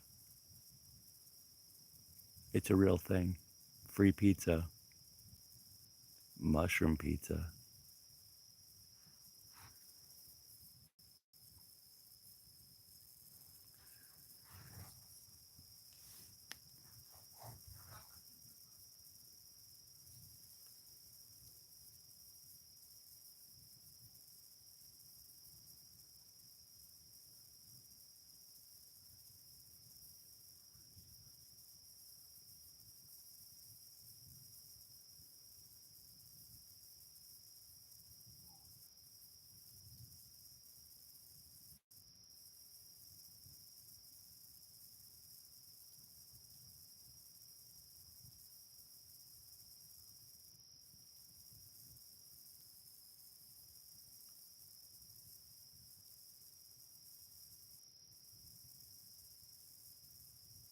Well, they do all the foraging for you. It's like they have mushroom movies, mushroom crafts. It's kind of like that scene from Forrest Gump about shrimp.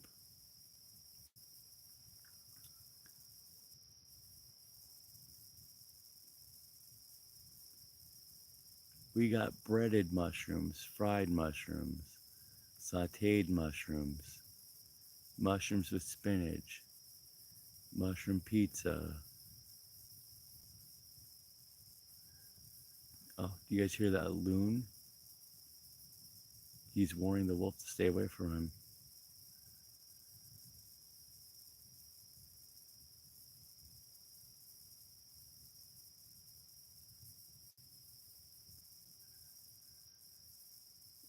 Can you guys hear that or not? I don't know if the camera's picking it up. It probably sounds like yelling.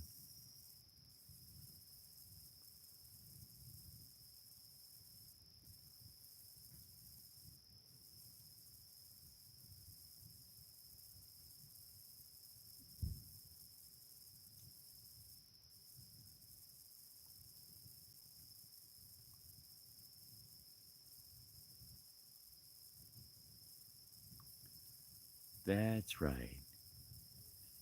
Just your brother EG sitting here. Oh, you guys see the little fire tornado starting? Look at that. Look at the left side.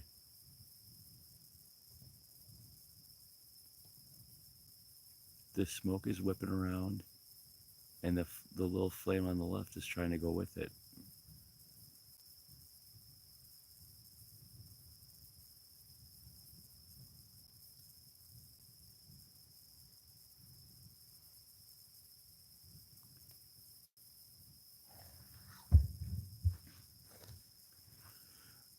So I don't know how familiar any of you are with Sasquatch, but the way they communicate is they bang sticks, not sticks, but like logs off of trees, and it makes this very unique echoing sound.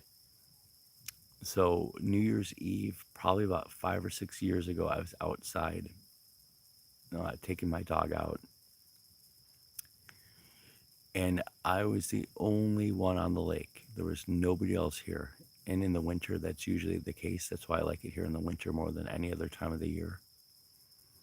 Because I have one of the few houses that's a year-round house. Most of the other houses are just summer homes.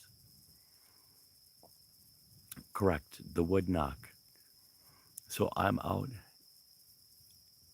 on the deck watching my dog in his, I call it the playpen, but that's where he does his business. And so I'm out there. I light up a cigarette, and I hear these two things communicating with each other doing the wood knocks. And I ran back in the house to grab my camera phone to record it, and it never happened again. But then about 10 minutes later, there was a loud report in the distance. It wasn't a shotgun blast. It was like a high caliber rifle blast. And it was just one of them.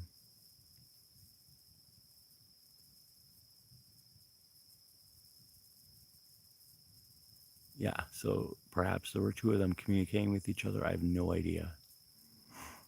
The one thing I don't like about the winter time is that I'm on this lake, I'm on a peninsula. So during the summer, like if I hear wolves or whatever and they're behind me or to the side of me, I know they're not on the peninsula, they're across the lake, so I'm safe and my dogs are safe. But during the winter, all bets are off. Anything can cross the lake once it's frozen enough. So when I heard that the wood knocks, I really wanted to see whatever was doing it. That was like my first instinct. But then the real side of me is like, what are you going to do when you see what the hell this thing is?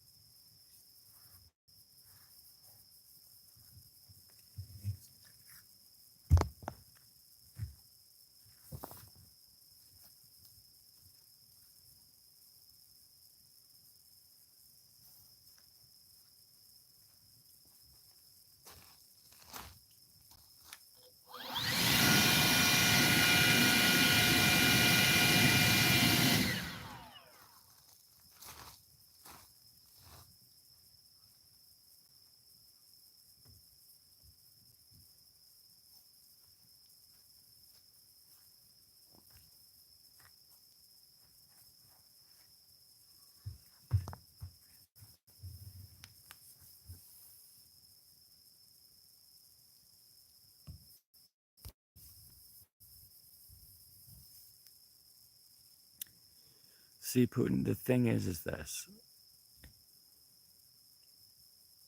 They come to you when you least expect it.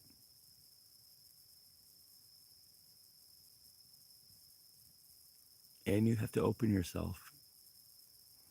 Not in a way that you're vulnerable, but you have to be open enough that you're open minded enough to the possibilities that this stuff is out there. And when you're open minded enough, then it just starts, you start seeing stuff everywhere.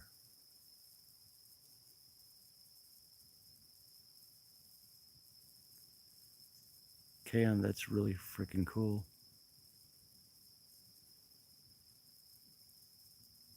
Hopefully, it's not like Jeepers Creepers. The first one,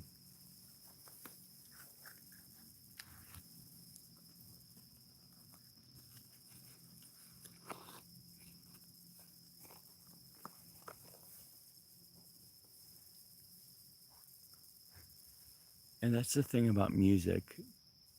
Sometimes when you hear a song, just by hearing that song, you can remember the first place you were when you heard that song, the emotions that you had when you heard that song, and what you were doing. At least that's how it is for me.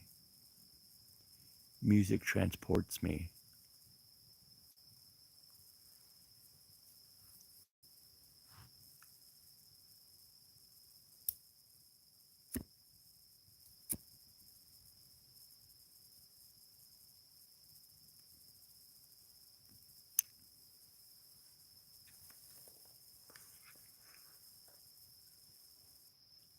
Like, the stupidest thing ever is the first time I ever heard the song Freebird.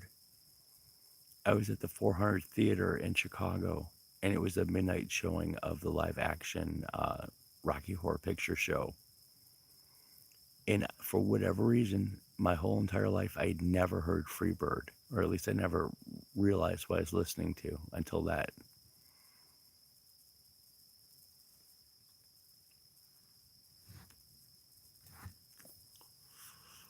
How you do I see you've met my faithful handyman.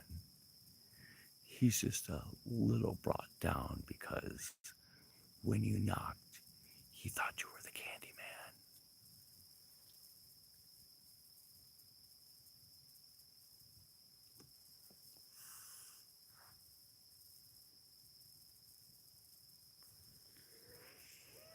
man. Yes, I did. And I hated George Norrie when he came into the picture. Um, but yeah, I listened religiously to Coast with Art Bell.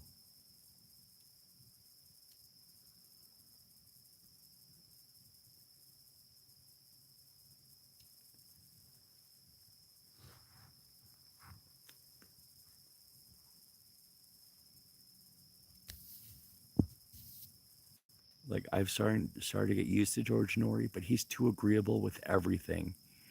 And sometimes I'm like, dude, like, ease up. Like, oh yeah, that's possible. Somebody will call with the dumbest fucking shit, and he'll be like, oh yeah, blah blah blah. I'm like, give me a break. Yeah, I think he was a lot of people's ticket to the paranormal. For me, I was I read a ton of paranormal books, and then it turned out one of my friends. Yeah, exactly. Like, only now I can listen to George, but I only listened to his news in the beginning, and then I shut it off because he does very well with assembling the news that's important.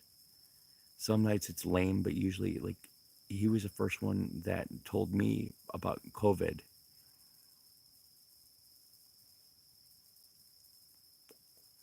But he's whoever his news person is or producer, they're very good at curating the important news stories. So I listen to the first 5 or 10 minutes of the show, and then I shut it off unless they say there's something super interesting coming up.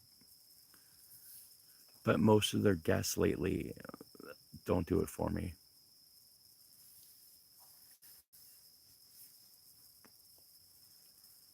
And they like like that. That's why I have the iHeart app.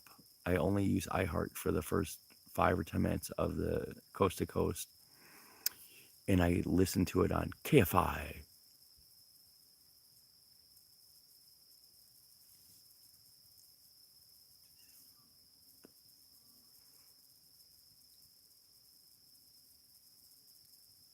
But if you listen to Coast with Art Bell and then you try to listen to it now, it's a totally different program.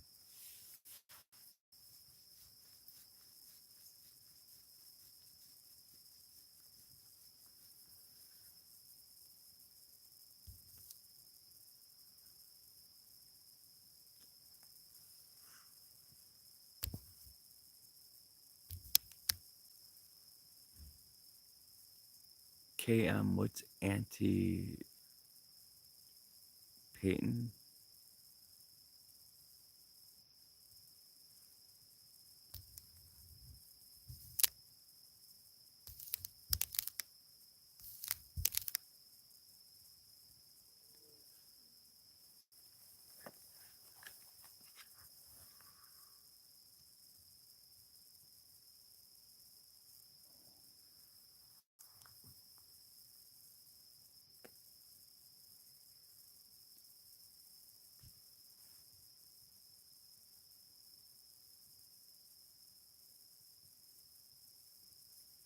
Oh, anticipation.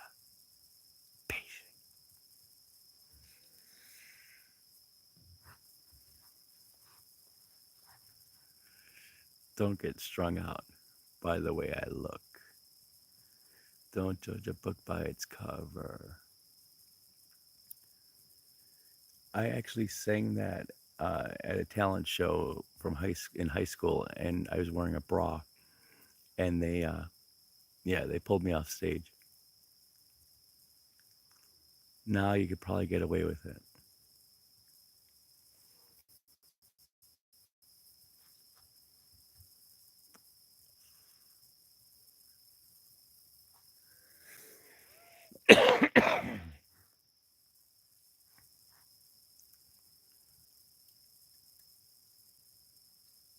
But Timothy Leary was awesome.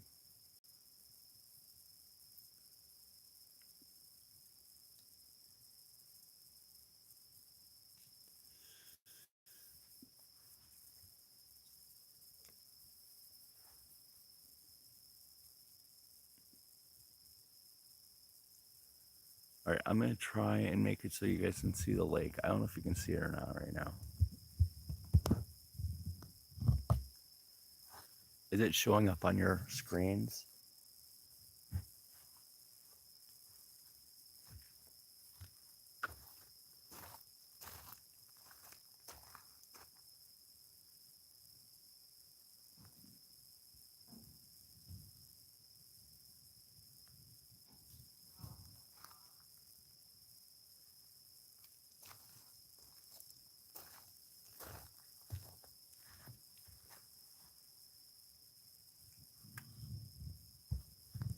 I'm sorry, guys.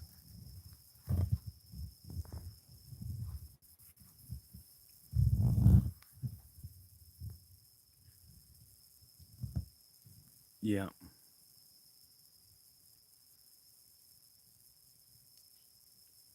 Yeah, I went for a swim today.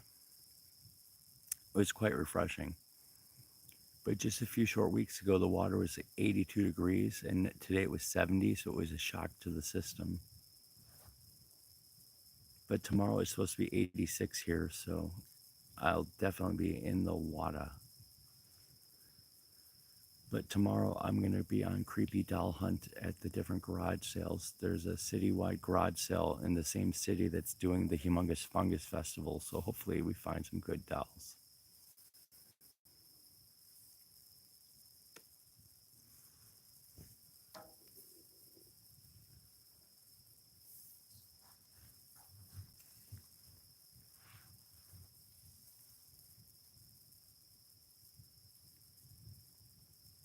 Yeah, you absolutely have to make the best out of everything.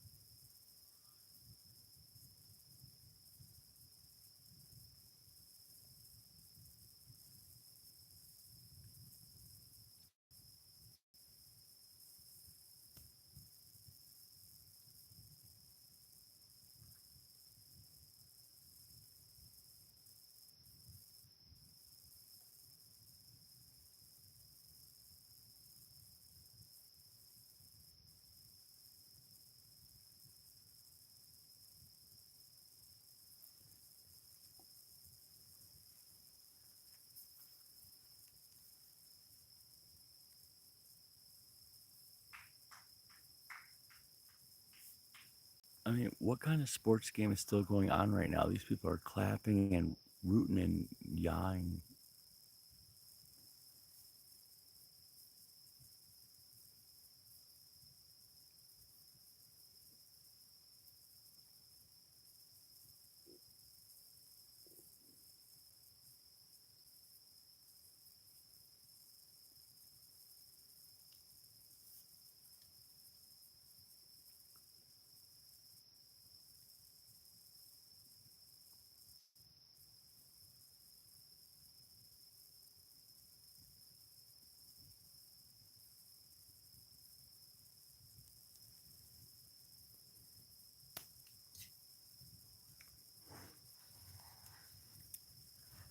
Do I think we ever really went to the moon? No, I don't think we did. No, they don't have video games. They're definitely watching a sports game and they're drinking beer because I can hear the bottles cracking open.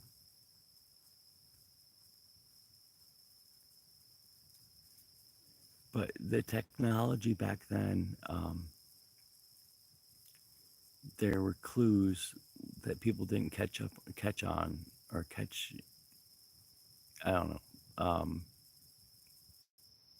Like there were certain cues that were said that if you now you're more modern and you're more aware of like technical jargon that back then people didn't realize um, were some of the clues. Not to mention the fact that one of the astronauts that blew up on the launch pad blew up like 2 days before or after he said something like, "You guys can't even talk like across the airfield. How do you think we're gonna ever talk in space?" or something like that. And then miraculously, he was blown up on the launch pad.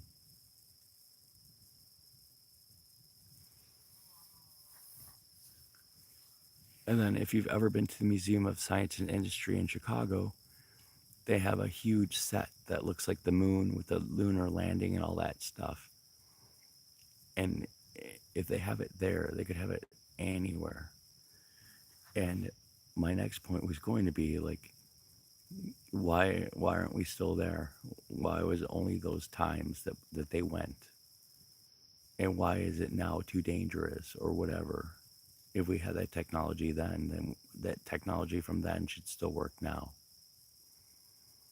Why reinvent the wheel?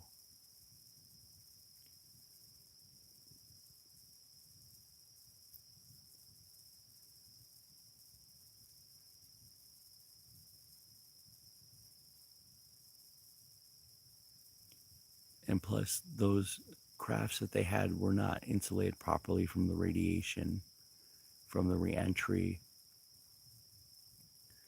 There's like a million things that make it improbable that they actually went. It was more or less like a psych op, because we were still like in the Cold War and all that stuff was happening.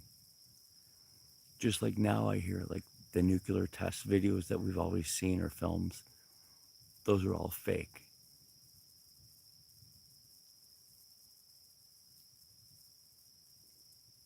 Oh, Kubrick, the director, super possible.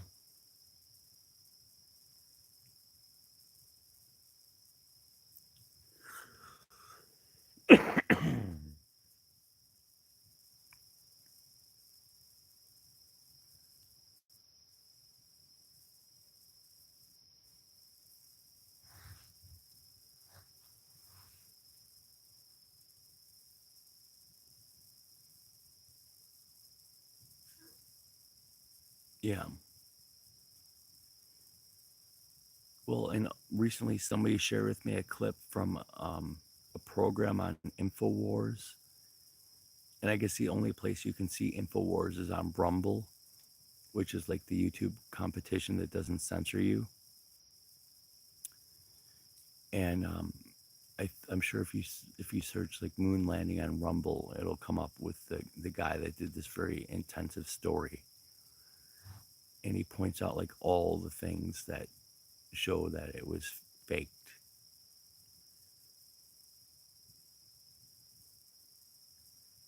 But NASA's a bunch of numbnuts. Like, they got these poor astronauts stuck in space right now because this Boeing thing can't get them back home.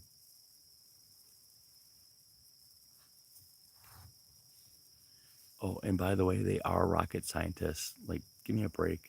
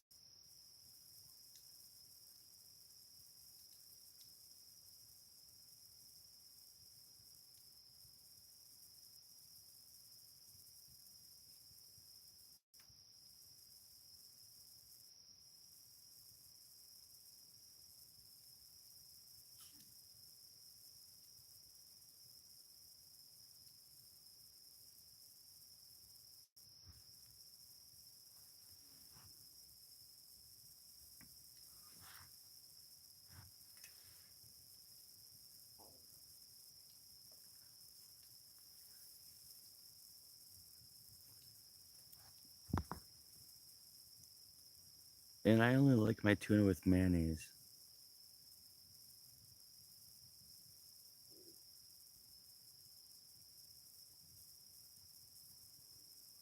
Not in outer space.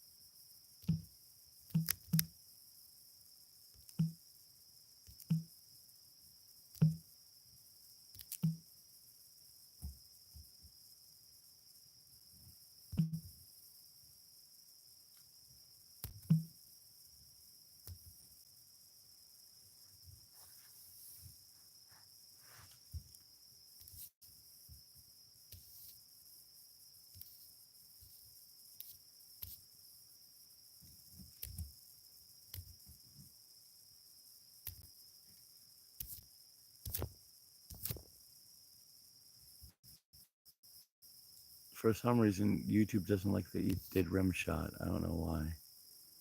All right, so Roswell was definitely aliens. When I was in high school, one of our all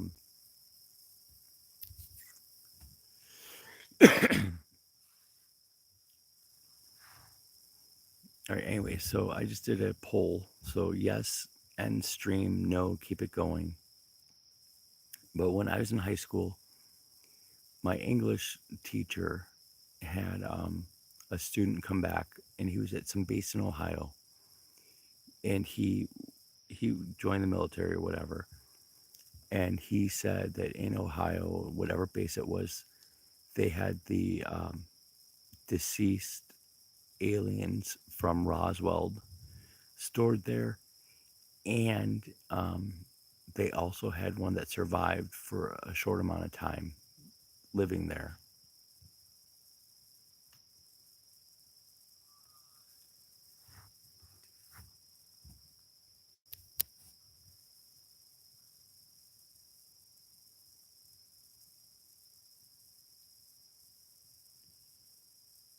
So far we have 2 votes for end the stream, no votes for keep it going.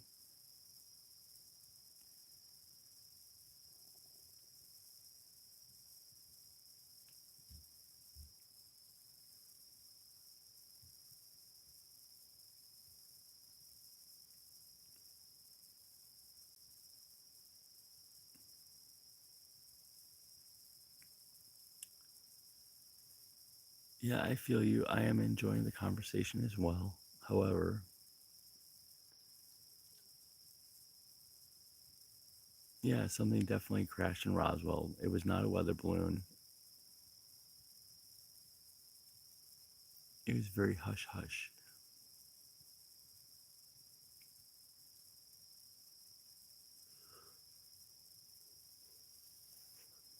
Then you have to change your vote.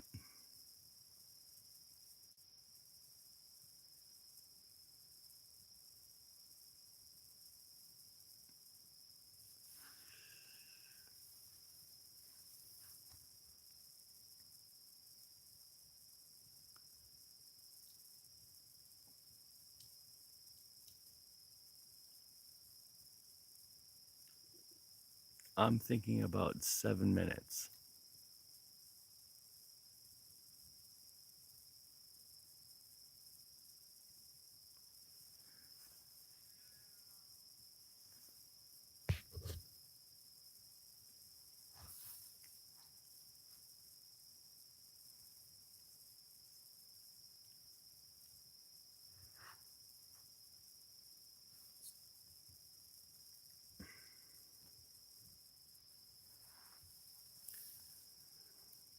So when I was up here as a kid, um,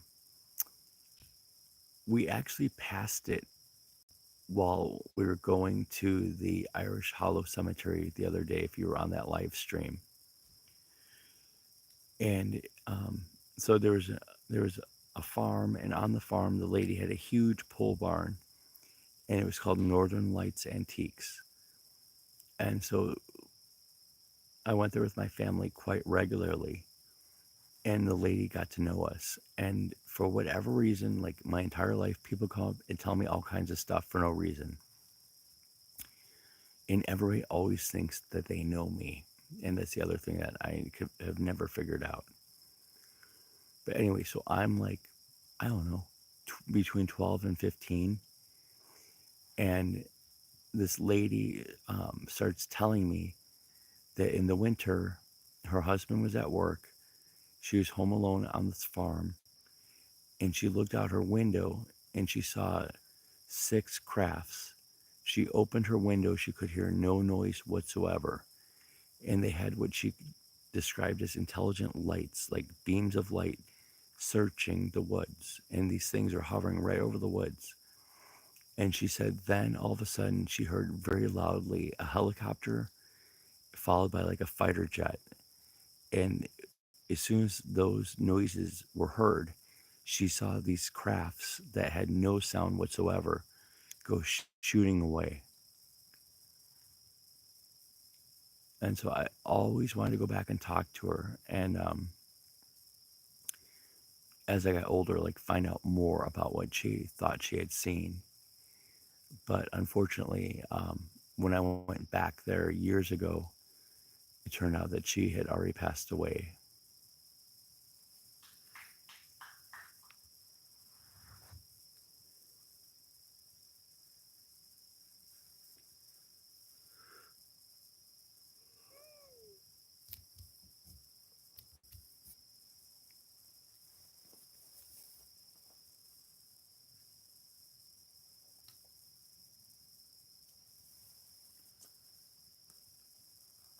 So I'm ending the stream in 3 minutes now.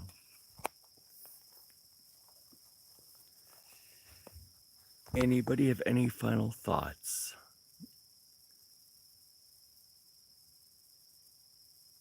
KM, are you still with us?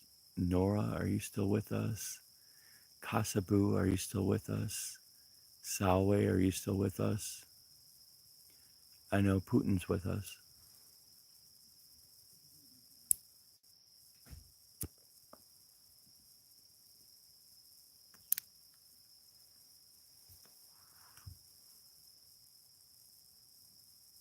Yeah, we will never know the mysteries. Well, the thing is life is full of unsolved mysteries and conspiracies, and sometimes the real ones are right in front of you, and you don't even realize what's going on.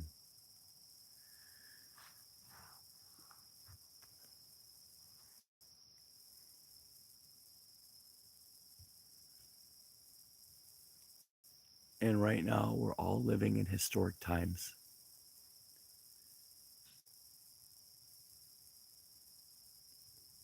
Thanks, Putin.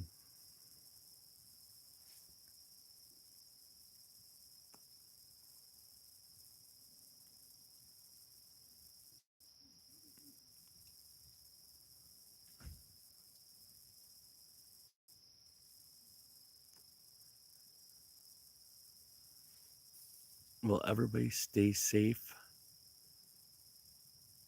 Embrace the bed bugs. Let them bite, because there's a cream for that.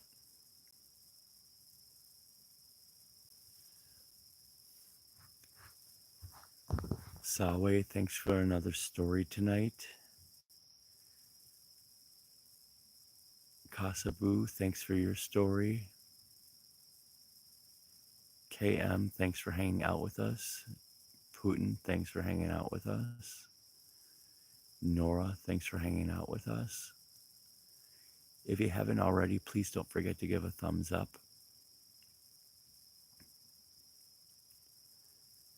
And I may or may not be back tomorrow night. I really wanted to corpse some skeletons while I was here, and because of the unfortunate events of my vehicle, I'm probably going to have to empty everything out of my vehicle and put it in the garage where I was going to work on the skeletons.